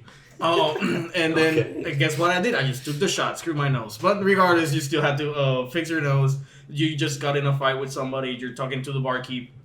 And the barkeep is telling you, apparently y'all are like really close friends, and he's telling you that like he got himself in some trouble with this particular guy or fixer. That's how they're the people that just get you the jobs, saying that he owes money. So you go talk to this fixer, and the idea is that the fixer then tells you, okay, so in order to clear his name, if you're not gonna pay up, it's help me steal a brand new car from this. What I think is just a Yakuza or like billionaire kind of guy. I have no idea. Point is, you go in there and try to steal the car, be all nice and sneaky. It took me like an hour and more plus just to try to just get through the gates. But at that point, it's whenever I try to steal it, Jackie appears, and the story kind of that's what the ending part where everything kind of every single path comes into the same line. So. Jake, what is the Nomad like? Oh man. Well, first I want to talk about how I customize my character, my impressions of character customization. Yeah. Well, we can I do want to talk about the story elements of it, but I was expecting to come here after I started playing Wednesday. I played a little bit Thursday. I was expecting to come in here and talk about how disappointed I was with everything. Okay. Because I was disappointed with character customization because everything is preset. Yes. You can't change the length of your hair. You can't change if you pick a nose. You pick a nose. You can't change how it looks. You can't change how your face looks. You can change the size of your penis, but there are only 3 options, which is small, medium, and large. And large, let's be honest, it's not that large. Yeah. You can choose circumcised and not circumcised, though. That was a nice touch. I did not. At first, I didn't even realize what the change was. I'm like, what is going on? Like, okay. Elephant trunk. Still hasn't played a part in story, but that's totally fine. I mean, yes. I have a small complaint when it comes to that, but we'll get to that when we get to it. A lot of things in customization just seem to be there just to be there. It definitely felt a little bit lackluster. I was expecting more sliders, more sliders, just like be able to fine tune how I look, and I was really, I was like, I'm disappointed, but I'm just gonna start the game. Let's see how it goes. How long did it take you to create your character? Because I remember I timed myself. So I was expecting 2 hours. Pretty much finished in like 15 minutes. All right, it took me 30 minutes. 31. It took me 36. 36. Okay. The only reason I was on the screen for I'd say about 40 minutes, 30 to 40. But the only reason was because I was on Discord. I was like, does this look like me? Just a full-on naked body, like. Like, let me send you a nude real quick, and let me send you this character's nude. Is it the same size? We're gonna talk about what Meryl said yesterday. No, we do not bring that up. Okay, we will not bring that up. That's fine. Okay, so I started, and I when I started, I liked it, but I was just thinking, man, I really wish that Mike let me stick with Corpo because I just planned in my head how I wanted my story to go, and I started out as this guy, and I'm in a garage, and I'm fixing up a car, and then a sheriff comes in, and he starts like questioning me, and we get into an argument, and then I just take off, and it starts kind of in like an Outland type town, like a Western saloon type town, and then from there, I meet up with some guy named Jackie, and we have to smuggle something into Night City. Something goes wrong, and we kind of bond over that experience, and then that's sort of where I don't. Was there like a montage after? Yes. Okay. So Yes. when like my character was like he wanted to be in Night City, like that's the life he wanted. He finally is there, and then boom, a montage. Some time has passed, and then he's like officially the guy that he's worked up to be. I had heard Yeah, that. sorta. I had heard that Nomad actually started kind of like high paced or like fast paced. Oh, it's fast paced for sure, but I don't know. It's sort of like I planned for my character to be a certain Yeah. way, and it wasn't what I expected. But like I said, I was expecting to come in here and be super disappointed, and I'm a lot further than you guys are. Cause, Definitely. like, yeah, I have some big time on the game now, but Jesus. it's once you pass the title card, which is like 10 hours into the game. It's so odd. Yeah, like, it it's- is. It starts to open up, and I mean the side missions are insane. Like, I won't spoil specifics, but there are some side missions that blew me away more than main missions. And I thought I was playing them. I'm like, am I playing a main mission right now? Like, I'm gonna spoil a little bit of one. There's one where I think it's Delamain is the taxi cab service, and it's an AI taxi cab, but it's not just an AI like Siri. It's like a conscious being that drives you around, and Jackie like hypes up the Delamain. He's like, "Oh yeah, these are like the coolest freaking cars ever." And one of the side missions is you go to the headquarters, and the main AI is like, "Yeah, I lost a few of my cars, like 7 of them. Like they were kind of off the grid. Can you find them for me?" And so for the side mission, you have to find 7 cars. And the reason these cars are off the grid is because they've all had like existential crisis because they're not humans, they're cars. And there's one that's like super suicidal and tries to drive off a bridge. There's one that's like driving 2 miles an hour. It's like, I can't believe that like this city's like too much for me. All I do is drive people around. And they all have different personalities. And this is That one is hilarious. side mission. It was so much fun. And that's basically how I paid off Vic, is by getting all the cars. Oh my god! Really? That's so. Like, I just paid it off by. I don't even remember. Like, I did so many side missions that I just found like money everywhere, and plus I kept selling everything that I found, and I found everything. Found a lot of Yeah. things. Sure did.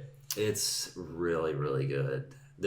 After the update, so I played a little bit Wednesday, a lot Thursday. Was really disappointed after those 2 playthroughs. Didn't touch it at all Friday, and didn't touch it until late Saturday after it had updated. And after the update, it was way less buggy. It looked a lot better for some reason, and I just enjoyed the experience Okay. a lot more. I don't know exactly what they updated, but it was almost like something started to click. That's great. Like, because I knew that the PC version wasn't as up to par with the PS5 apparently, but I think like all the consoles now or all the systems are running the same way. But before we carry on with Mikey's side of the path, can you tell us, Mikey, how did you feel for the first 2 days before you actually got your hands on So the game? let me tell you a quick story. I had pre-ordered the collector's edition the day that it was first announced a year ago.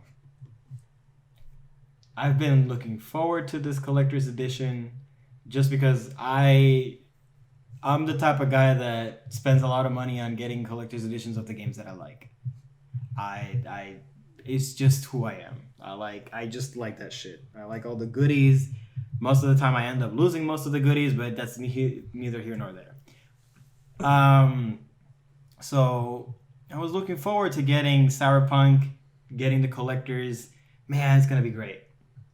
Except I noticed that Best Buy just felt like I needed to point that out. Best Buy Not much. shipped the game the day before, and they try to do this like a next day air type deal. Mhm. Like they probably their intention was to ship it overnight and have it by my door in the morning. It did not happen. it got lost somehow because I guess and I like just to give a little context. I work at UPS, so I have a very good idea of how things can get lost. We'll just put it at that. So the game got lost. It got missorted, or basically sent to another a different place. It went to Plano, and it stayed in Plano for damn nearly 2 days. I had made a call. I tried to like get some sort of customer service to figure out what is going on, because I don't understand why is it taking so long for them to correct the mistake. If it's in Plano, it's just an hour away from Fort Worth. Just drive the damn thing to Fort Worth, please. They had told me that it was missorted and that they had no ETA. No ETA on an hour drive from Plano to Fort Worth. Explain to me that. I could have just easily drove over there and picked it up myself. But because they said that they were going to send it to me, I sat through it all. So I sat for 2 days while everyone else was enjoying and playing Cyberpunk 2077. Well, everybody was enlarging and shrinking their penises in the customization screen. It fucking sucked. It felt like another delay. It felt like CD Projekt Red was doing me dirty. Specifically me. Like, I had put a lot of money into getting this collector's edition because I really wanted to support the game and support them. Mm-hmm. And they delayed the game like 3 times and then a 4th final time to be like, yeah, just stick it in. Oh, Mikey, that one guy that's asked for this whole week off of the release date. Bro, like, don't even get me started. The same Mikey? I asked for the week of the release twice at my job. The first time it was pretty easy to move. The second time not so much, because at UPS there's the week of Thanksgiving is when we start having the like peak season. Oh. So we start having Black Friday volume coming in. So it's really hard to get those days off. Yeah. Virtually impossible after Black Friday. Yes. So like the week before Thanksgiving was the week that Cyberpunk was initially gonna come out. So it was like, hopefully they'll give me this week. It's not the Thanksgiving week yet. Like, I should be able to get it. And I was able to get it. Only to find out that they had delayed it to December 10th. And there was no way for me to delay delay my vacation week any longer. So I had to literally take my last vacation week of the year, just sitting there, sulking, just enjoying Yakuza and Hyrule Warriors. Wasn't necessarily, but no Cyberpunk. Yeah, it wasn't necessarily badly spent, but it wasn't spent. Only to like the day that it comes out, have to wait until December 12th, 2 days after the game had come out, for me to finally get my copy. It was by the generous nature of Neko to put his account on my PS5 and give me the digital version, because otherwise I would have nothing to talk about right now. But I do have something to talk about. I ended up... and the game is terrible. And the base version on PS4... Oh yeah, they delayed it to optimize all the versions consistently. No, they didn't. Well, that's what they said. That's what they claimed, but... Look, okay. Okay, so... I think it's very apparent that this game was just not meant to be on PS4. Yeah. Mm-hmm. They, at some point during its development cycle, they had realized that they were just so overambitious. Either they didn't take into consideration that the PS4 specs were just not going to be able to run it, or they had gone in too deep and they were trying to figure out how to make this game work, and they simply did not have enough time. Understandably so. They made that delay at the end because they needed more time. And even then, they didn't have enough time. But at some point, they needed to release that before they needed to start, before they had to ultimately start issuing, refunds, because they promised to release it this year. Yeah. They can't delay it anymore. So, in a way, I understand. But if and only if they knew going in that they weren't able to get most of this stuff done on time, they shouldn't have not disclosed that they were gonna get it done, get it released by this year. Yeah. Which is upsetting. Because that would have meant that they would have spent more time on the game, but at least they wouldn't have had such a rough start as they did. It will take a lot from their content updates and their DLCs to bring a lot of people back. Because hot fixes and patches enough is not going to bring them back. No. A lot of people have already expressed their disappointment with the game's optimization on the base consoles. So, I mean, it runs great on PS5. It crashes from time to time. And we still have some, graphical issues here and there. It has happened.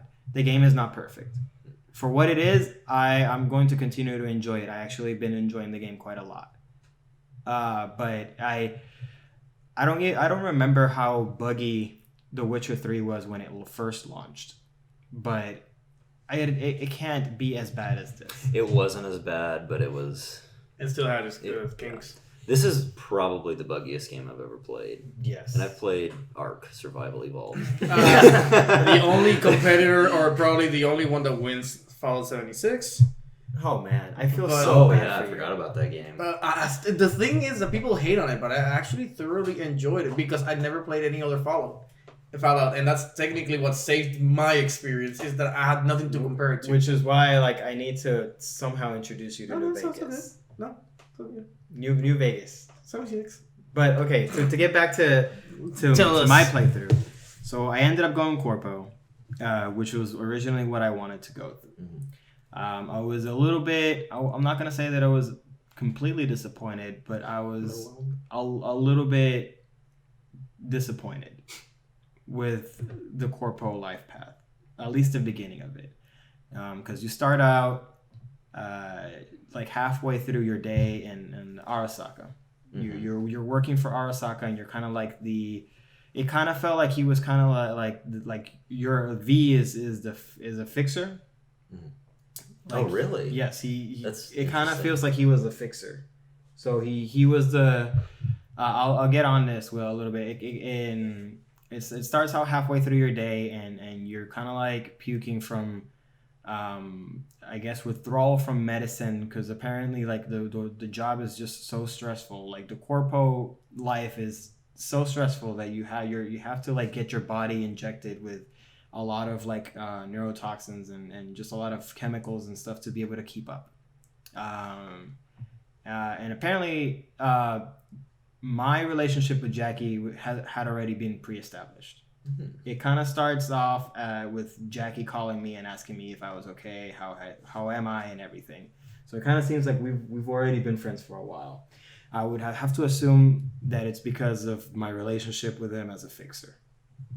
So I meet with my boss, and he tasks me to get rid of another Arasaka leader who's been a pain in his ass for the longest time.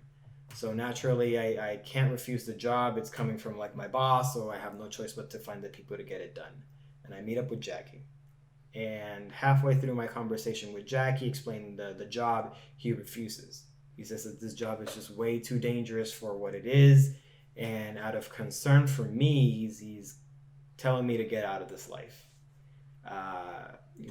Not a couple moments later, I get some Arasaka people basically firing me on the spot, because they had apparently the lady that was getting the hit. She had already planned beforehand, or she already knew somehow, and she got to me before we even started the mission.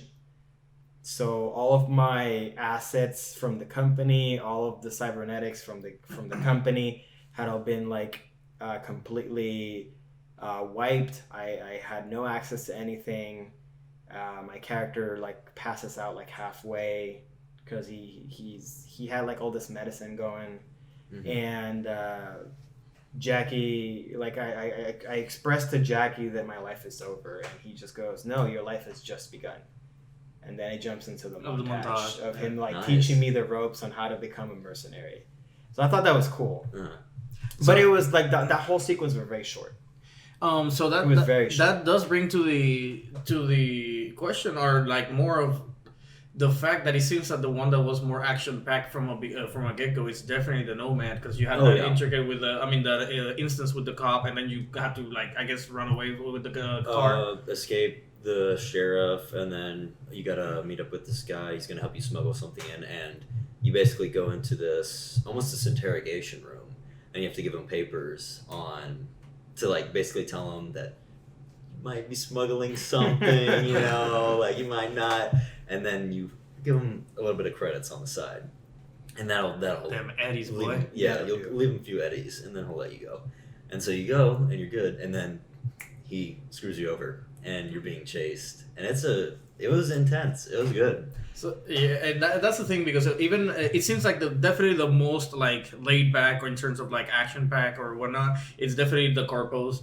It seems like, because I was looking at your screen whenever you were going about it, and everything, he was just in a car, just chilling, drinking his mimosas, just talking with Jackie. It was definitely very immersive. It felt like I had power, and that was cool. That's what I wanted, and I did not. It took me until the 10-hour title card to feel immersed in the world, because I felt like I was like these things, the chase, the interrogation room. It was interesting, but it was all like premeditated. Like it was on the rails. I told you when I came over on Saturday. It kind of felt the same way with the Corpo, because it really didn't give I didn't really get much of a chance to really do much. Granted, like I didn't take my time to really explore the Arasaka offices, but I honestly thought that there wasn't going to be a lot to explore anyway. I think you just didn't want to because of the press on time. You were really fall behind for a whole day. The story had not necessarily that, because when it comes to like just me playing games, I'll probably I'll have time to play at least a bit, but I was very immersed. The hook, the life path intro got me hooked. It felt like I had power, and I had to do this job that was given to me, and like I had already built my character with a lot of intelligence and technology, so I kind of like had in my headcanon that he was probably a really smart guy. He knew how to get things done. He wasn't the strongest person, but that's because he didn't need to have to use his own hands to get things done. I low-key would have wanted your path at least to be like I had previously mentioned in the last podcast, where you were just trying to either trade with another company, or even if that was the case, just set up this particular kill or whatnot, and then being ambushed by the person that you were gonna kill, and have some sort of fight scene. Because in mine, I didn't get a fight scene. I didn't get any like high adrenaline. I was just sitting in a car. So whenever I walked up to the car, I got just these one or two options, but both of them I ended up just opening the car somehow. The car opens, I'm here, and Jackie has a gun pointed to my head saying, "Get the hell out of the car. It's mine now."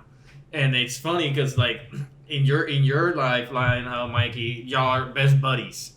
In yours, you ended up meeting up with him because somebody already knew him, and they were just gonna meet up with it and kind of like get the ropes. With me, we were both enemies, and so I was like, you know what? We got chemistry. Come over, let's go eat. It's like, what? Why? Like, where did this even come from? Right? I see a like you kind of like had that like Naruto and Jiraiya moment. Like, I like you, kid. You know, I like your spunk. Yeah, that's it. So, I mean, it was interesting. I liked it because but it did have, like you said, that friendship no jutsu type of thing. Yeah. But towards me, I'm like, I mean, I guess my female character is just into any guy that has a gun pointed to their head. Fuck it, you know. But you know what? I will say this though. While the intro sequence to my life path wasn't as as hectic or as high intensity as I would have wanted it to be. I wanted to be able to like at least be halfway through the hit and something goes bad. Mm-hmm. Like maybe I go back to the office and then, oh shit, you know, we know that you're trying to plan a hit. You're fired. Not just literally as I'm talking to Jackie. Yeah. But the moments leading after, as I'm like, doing the first couple missions, especially the pickup mission, that was so that's where I felt like my corporal life path I was really getting the maximum amount of enjoyment out of it. The pickup mission. The one where you go to the maelstrom and you like get the flathead. Yeah. We all three had different experiences with that mission. Yeah, so my experience was very unique as opposed to you guys, it seems, because I had after talking with Dex Deshawn, I had met up with Meredith Stout. Mm-hmm. She's the Militech lady that we were told to go and check. So after a rough interaction with her early on, because I was from the corporal life path, I knew exactly what type of shit she was going through, so I was able to force the negotiation to be on my terms as opposed to hers, because I was like, you're like, the reason you're doing this shit is because you're knee deep in shit. I have a question. Yeah. Was there a corpo dialogue option in Yes. this conversation? Okay, because that's what I want to talk about when you're done. Okay, so yeah, so like I most of the time I if it makes sense, I'll go with my corporal life path option, which it did in this case because I was talking to another corporal agent. So in most scenarios, that your life path usually makes sense. I grabbed that every single time that I've seen it. Mm. yeah, so For him, and I don't want to skip ahead too much, but there's that part where you can take a hit, and you can what did you do? Like I basically complimented the drug. It's like, oh, is that this particular drug? That's high end. Like, do you need to know some people to get it? see, that's funny because like It's like, oh, you know, that didn't happen to me, but that, because that's a street kid. type yeah, thing to so say. that's cool because like in my case, I was able to like talk with Meredith, and I basically forced the negotiations to be on my end. I was like, I'm doing this, but you're helping me out. I'm not helping you. All right, and so she kind of like relents. She's kind of like, all right, you know your shit. So she tells me that she will spot the pay for the flathead, and like she gives me the chip, and I immediately like I have my second option, and I tell her, I know that this is spiked. This has a virus on it, and she just legit goes, yeah, you're right, but I don't give a fuck about what you think, and this is what you're gonna get. You help me out, I help you out, and I was like, nah, this deal is gonna go bad if I give them this chip. So I literally, because I had like high intelligence and net running skills, I was able to hack into the chip and wipe it clean. No viruses whatsoever. So after meeting with the Maelstrom, I go and sit down, and it's tense. Jackie doesn't want to sit down. I tell him to sit down. He has me take a hit. I was like, you know what? I'll take the hit. I take the hit. We all took the hit. Yeah. We kind of chill it. And we get to that point where like I tell him, yeah, I'm gonna pay for this. And he's like, all right, let's see it up. But it's okay. That's when Royce comes in and he starts being all aggressive. And I tell him, yeah, no, like. Let's strike a new deal. Let's strike a new, like, yeah, fuck this. Let's strike a new deal then. Yeah. Here, I'm gonna pay this up front.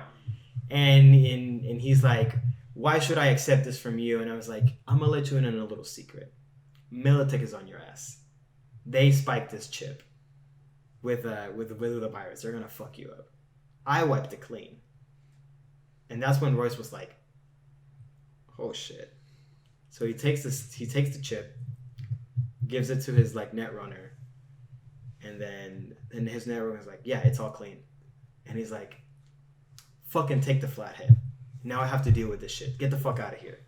So I was like, all right, cool. Negotiation without a hitch. Smooth, yeah. My dude is like super cool, like super calm and collected. I pick up the flathead. Guess what happens next? Militech decides to raid the building. So now we're like, and now he's like, what the fuck is going on? You set me up. No, I already told you that Militech was on your ass. And they were like, all right, well, now you got to help us out. And so I that whole mission, that whole area, I was helping Maelstrom take off all the Militech.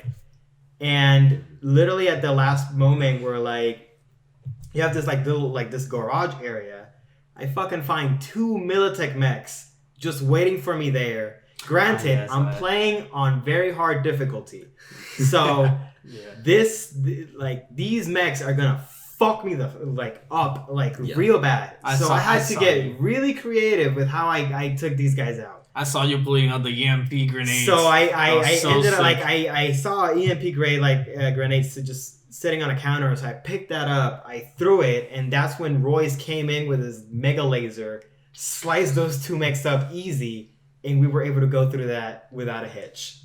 Royce just thanks me, leaves, I get out, and the guy that Meredith was like fucking up earlier during the exchange was the one that greeted me, and he tells me that Meredith got fucked halfway through because she had this inkling that I was gonna fuck her over, which I did because I wiped that credit chip clean. Yeah.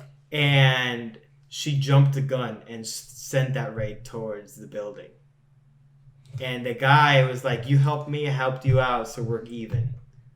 And the mission ended that way, and that was so fucking cool. That is so impressive. And I'll tell you something that bothers me because of the fact that while I went through my story, I found out the old owner, or I guess the former leader of said person, and I guess that by doing that, I do wonder, like by going with Royce, did you even have a chance to go into that room and find him there? I did. So you find I him? did, and I saved him. And I had it was Dum Dum, the guy's name was. Yeah. I had him like walking around with me, and I was a little bit upset that he didn't say anything about it, because like he literally walked into that room. Wait, are we talking about Brick or Royce? Brick. Okay, Brick. Yeah. Because I had saved Brick from like that laser mine, but Dum Dum literally had not said anything about it. I wanted him to be like, "What the fuck are you doing?" But be amenable to Royce or whatever. To be fair, Brick had said that some of his guys were still loyal enough to bring him stuff. It was just Royce that would get in the way and literally just get rid of it. I wonder if Dum Dum was probably one of those that just walked in and kind of like... Maybe he said something and I completely missed it because I was just focusing on the conversation with Brick. Mm-hmm. But yeah, I was able to save him. So what was Jake? What was your route on that particular mission? So I can't even remember if Meredith was an option for me because I just went in guns blazing to the Maelstrom facility, and literally no matter what I chose, just stuff went haywire, and I ended up having Royce in a chokehold, and I just blasted his head off, and me and Jackie were just going guns blazing. I completely missed Brick. He's still sitting there in that little thing attached to the line. It's been like 2 weeks in my playthrough, so he's probably dead by now. But yeah, for me it was just like another mission. But hearing you having this whole like intricate experience, like it was almost like a movie playing out, you know what I mean? Definitely the different from mine as well. And that's why I really want to watch you do this next mission. I feel like there's going to be something interesting because I'm basically like stealing this chip from Arasaka, which was my former employer. So if I had to make a guess, there's going to be a lot more corpo options happening. I really want to see that because I'm in that mission too right now as well, I think.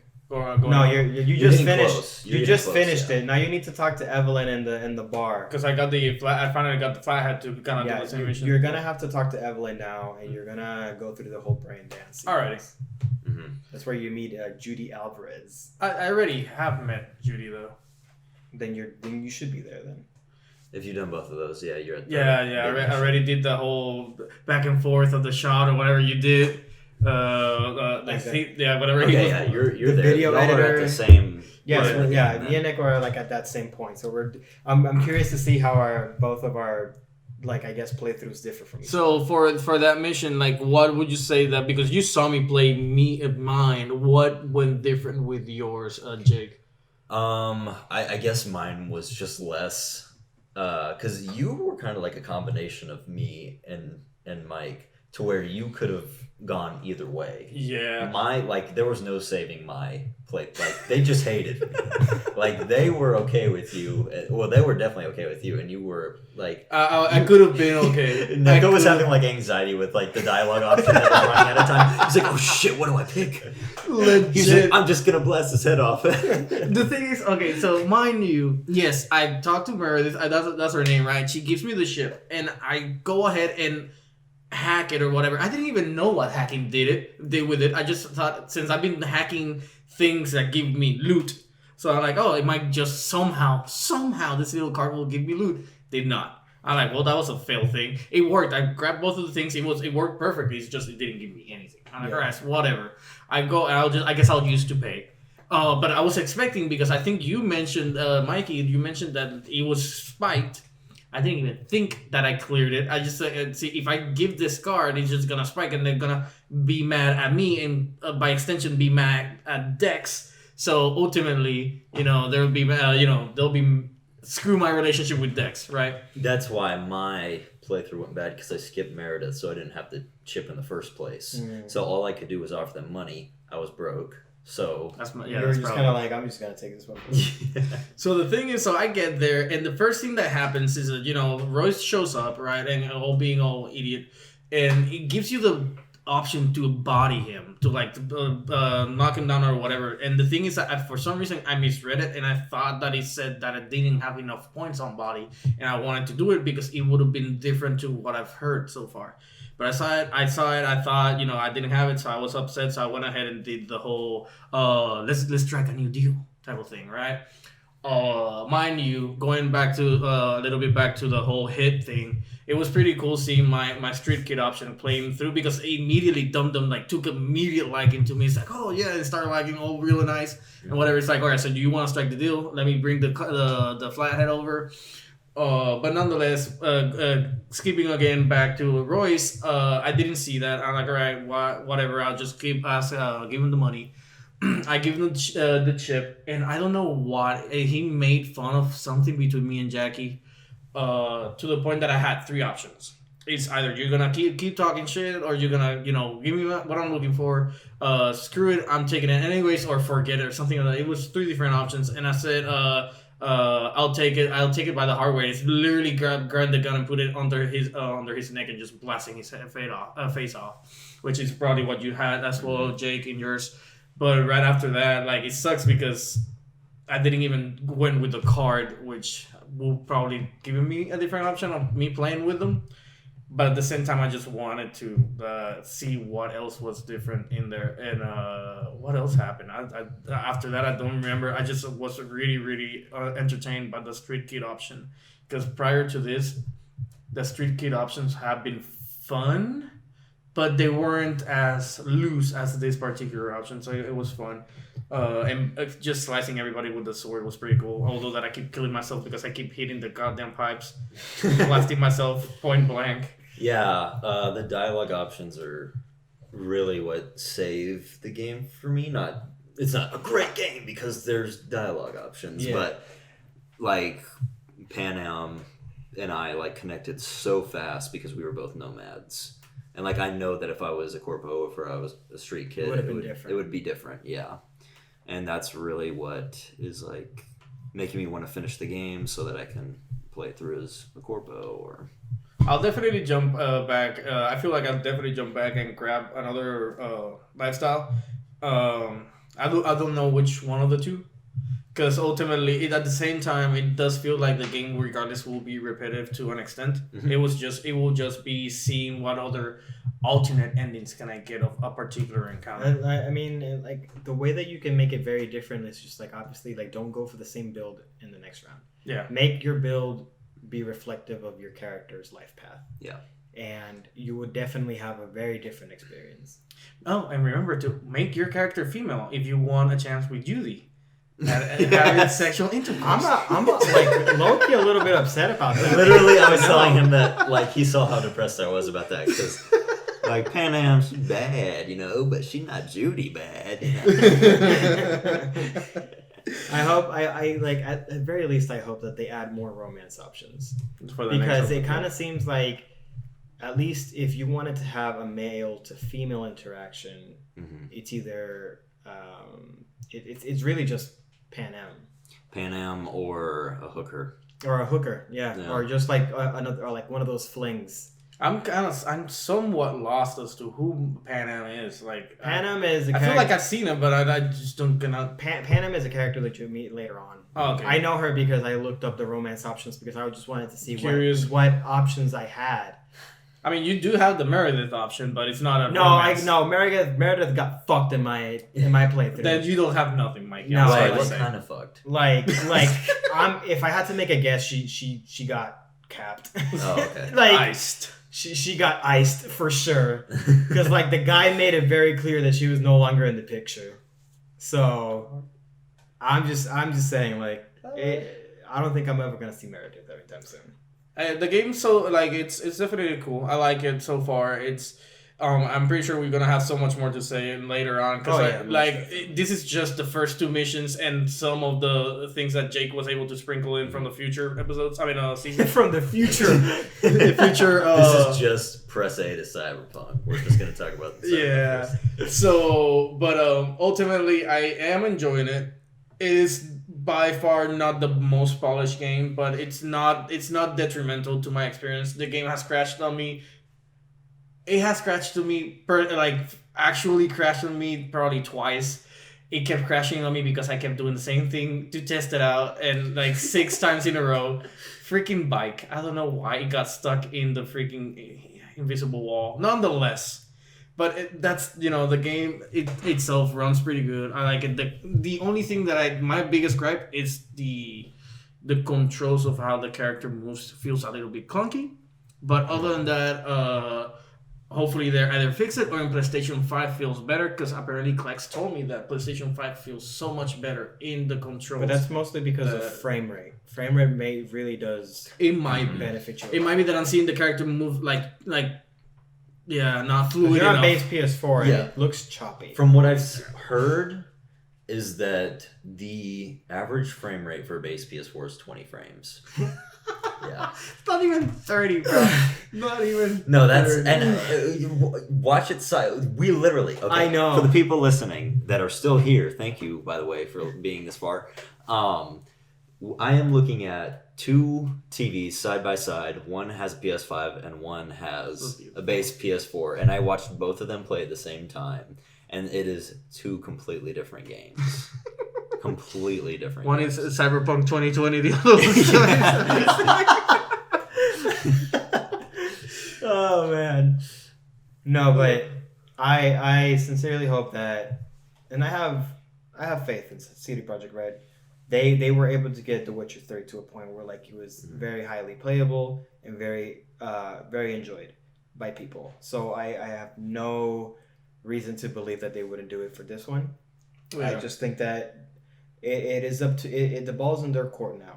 Once they finish like fixing and making sure that the base PS4 version runs just as well as any other, now their focus should be on making sure that whatever content updates and DLCs that they bring to the table moving forward is good enough to hook people back into the game. Because if the problems persist, people will leave. I mean, me personally, I don't believe that the game is at a point where people will leave immediately. But I've seen the news of people just wanting to get it back. But definitely, I definitely agree with you. I hope they better it. I hope they give more things, and I'm all set up for multiplayer. But at the same time, looking for the next iteration of it for the multiplayer as well. For sure. Okay, it's been a minute. Quite a bit. Yes. We had a lot to talk about. It was kind of packed. Yeah. So I hope you guys enjoy. If you're still here, seriously, thank you for listening to the whole episode. It was really fun. I enjoyed like this, especially like even though it was longer, I felt like more fun. This one makes definitely a little bit more. So basically, please look forward to maybe longer episodes in the future. Hopefully not. This is honestly therapeutic though, like just talking about video games and whatnot. Just comment, guys. We'll talk with y'all in the comment section. Swear to God, maybe, possibly. I'm just curious to see what y'all's guys' thoughts on the game are.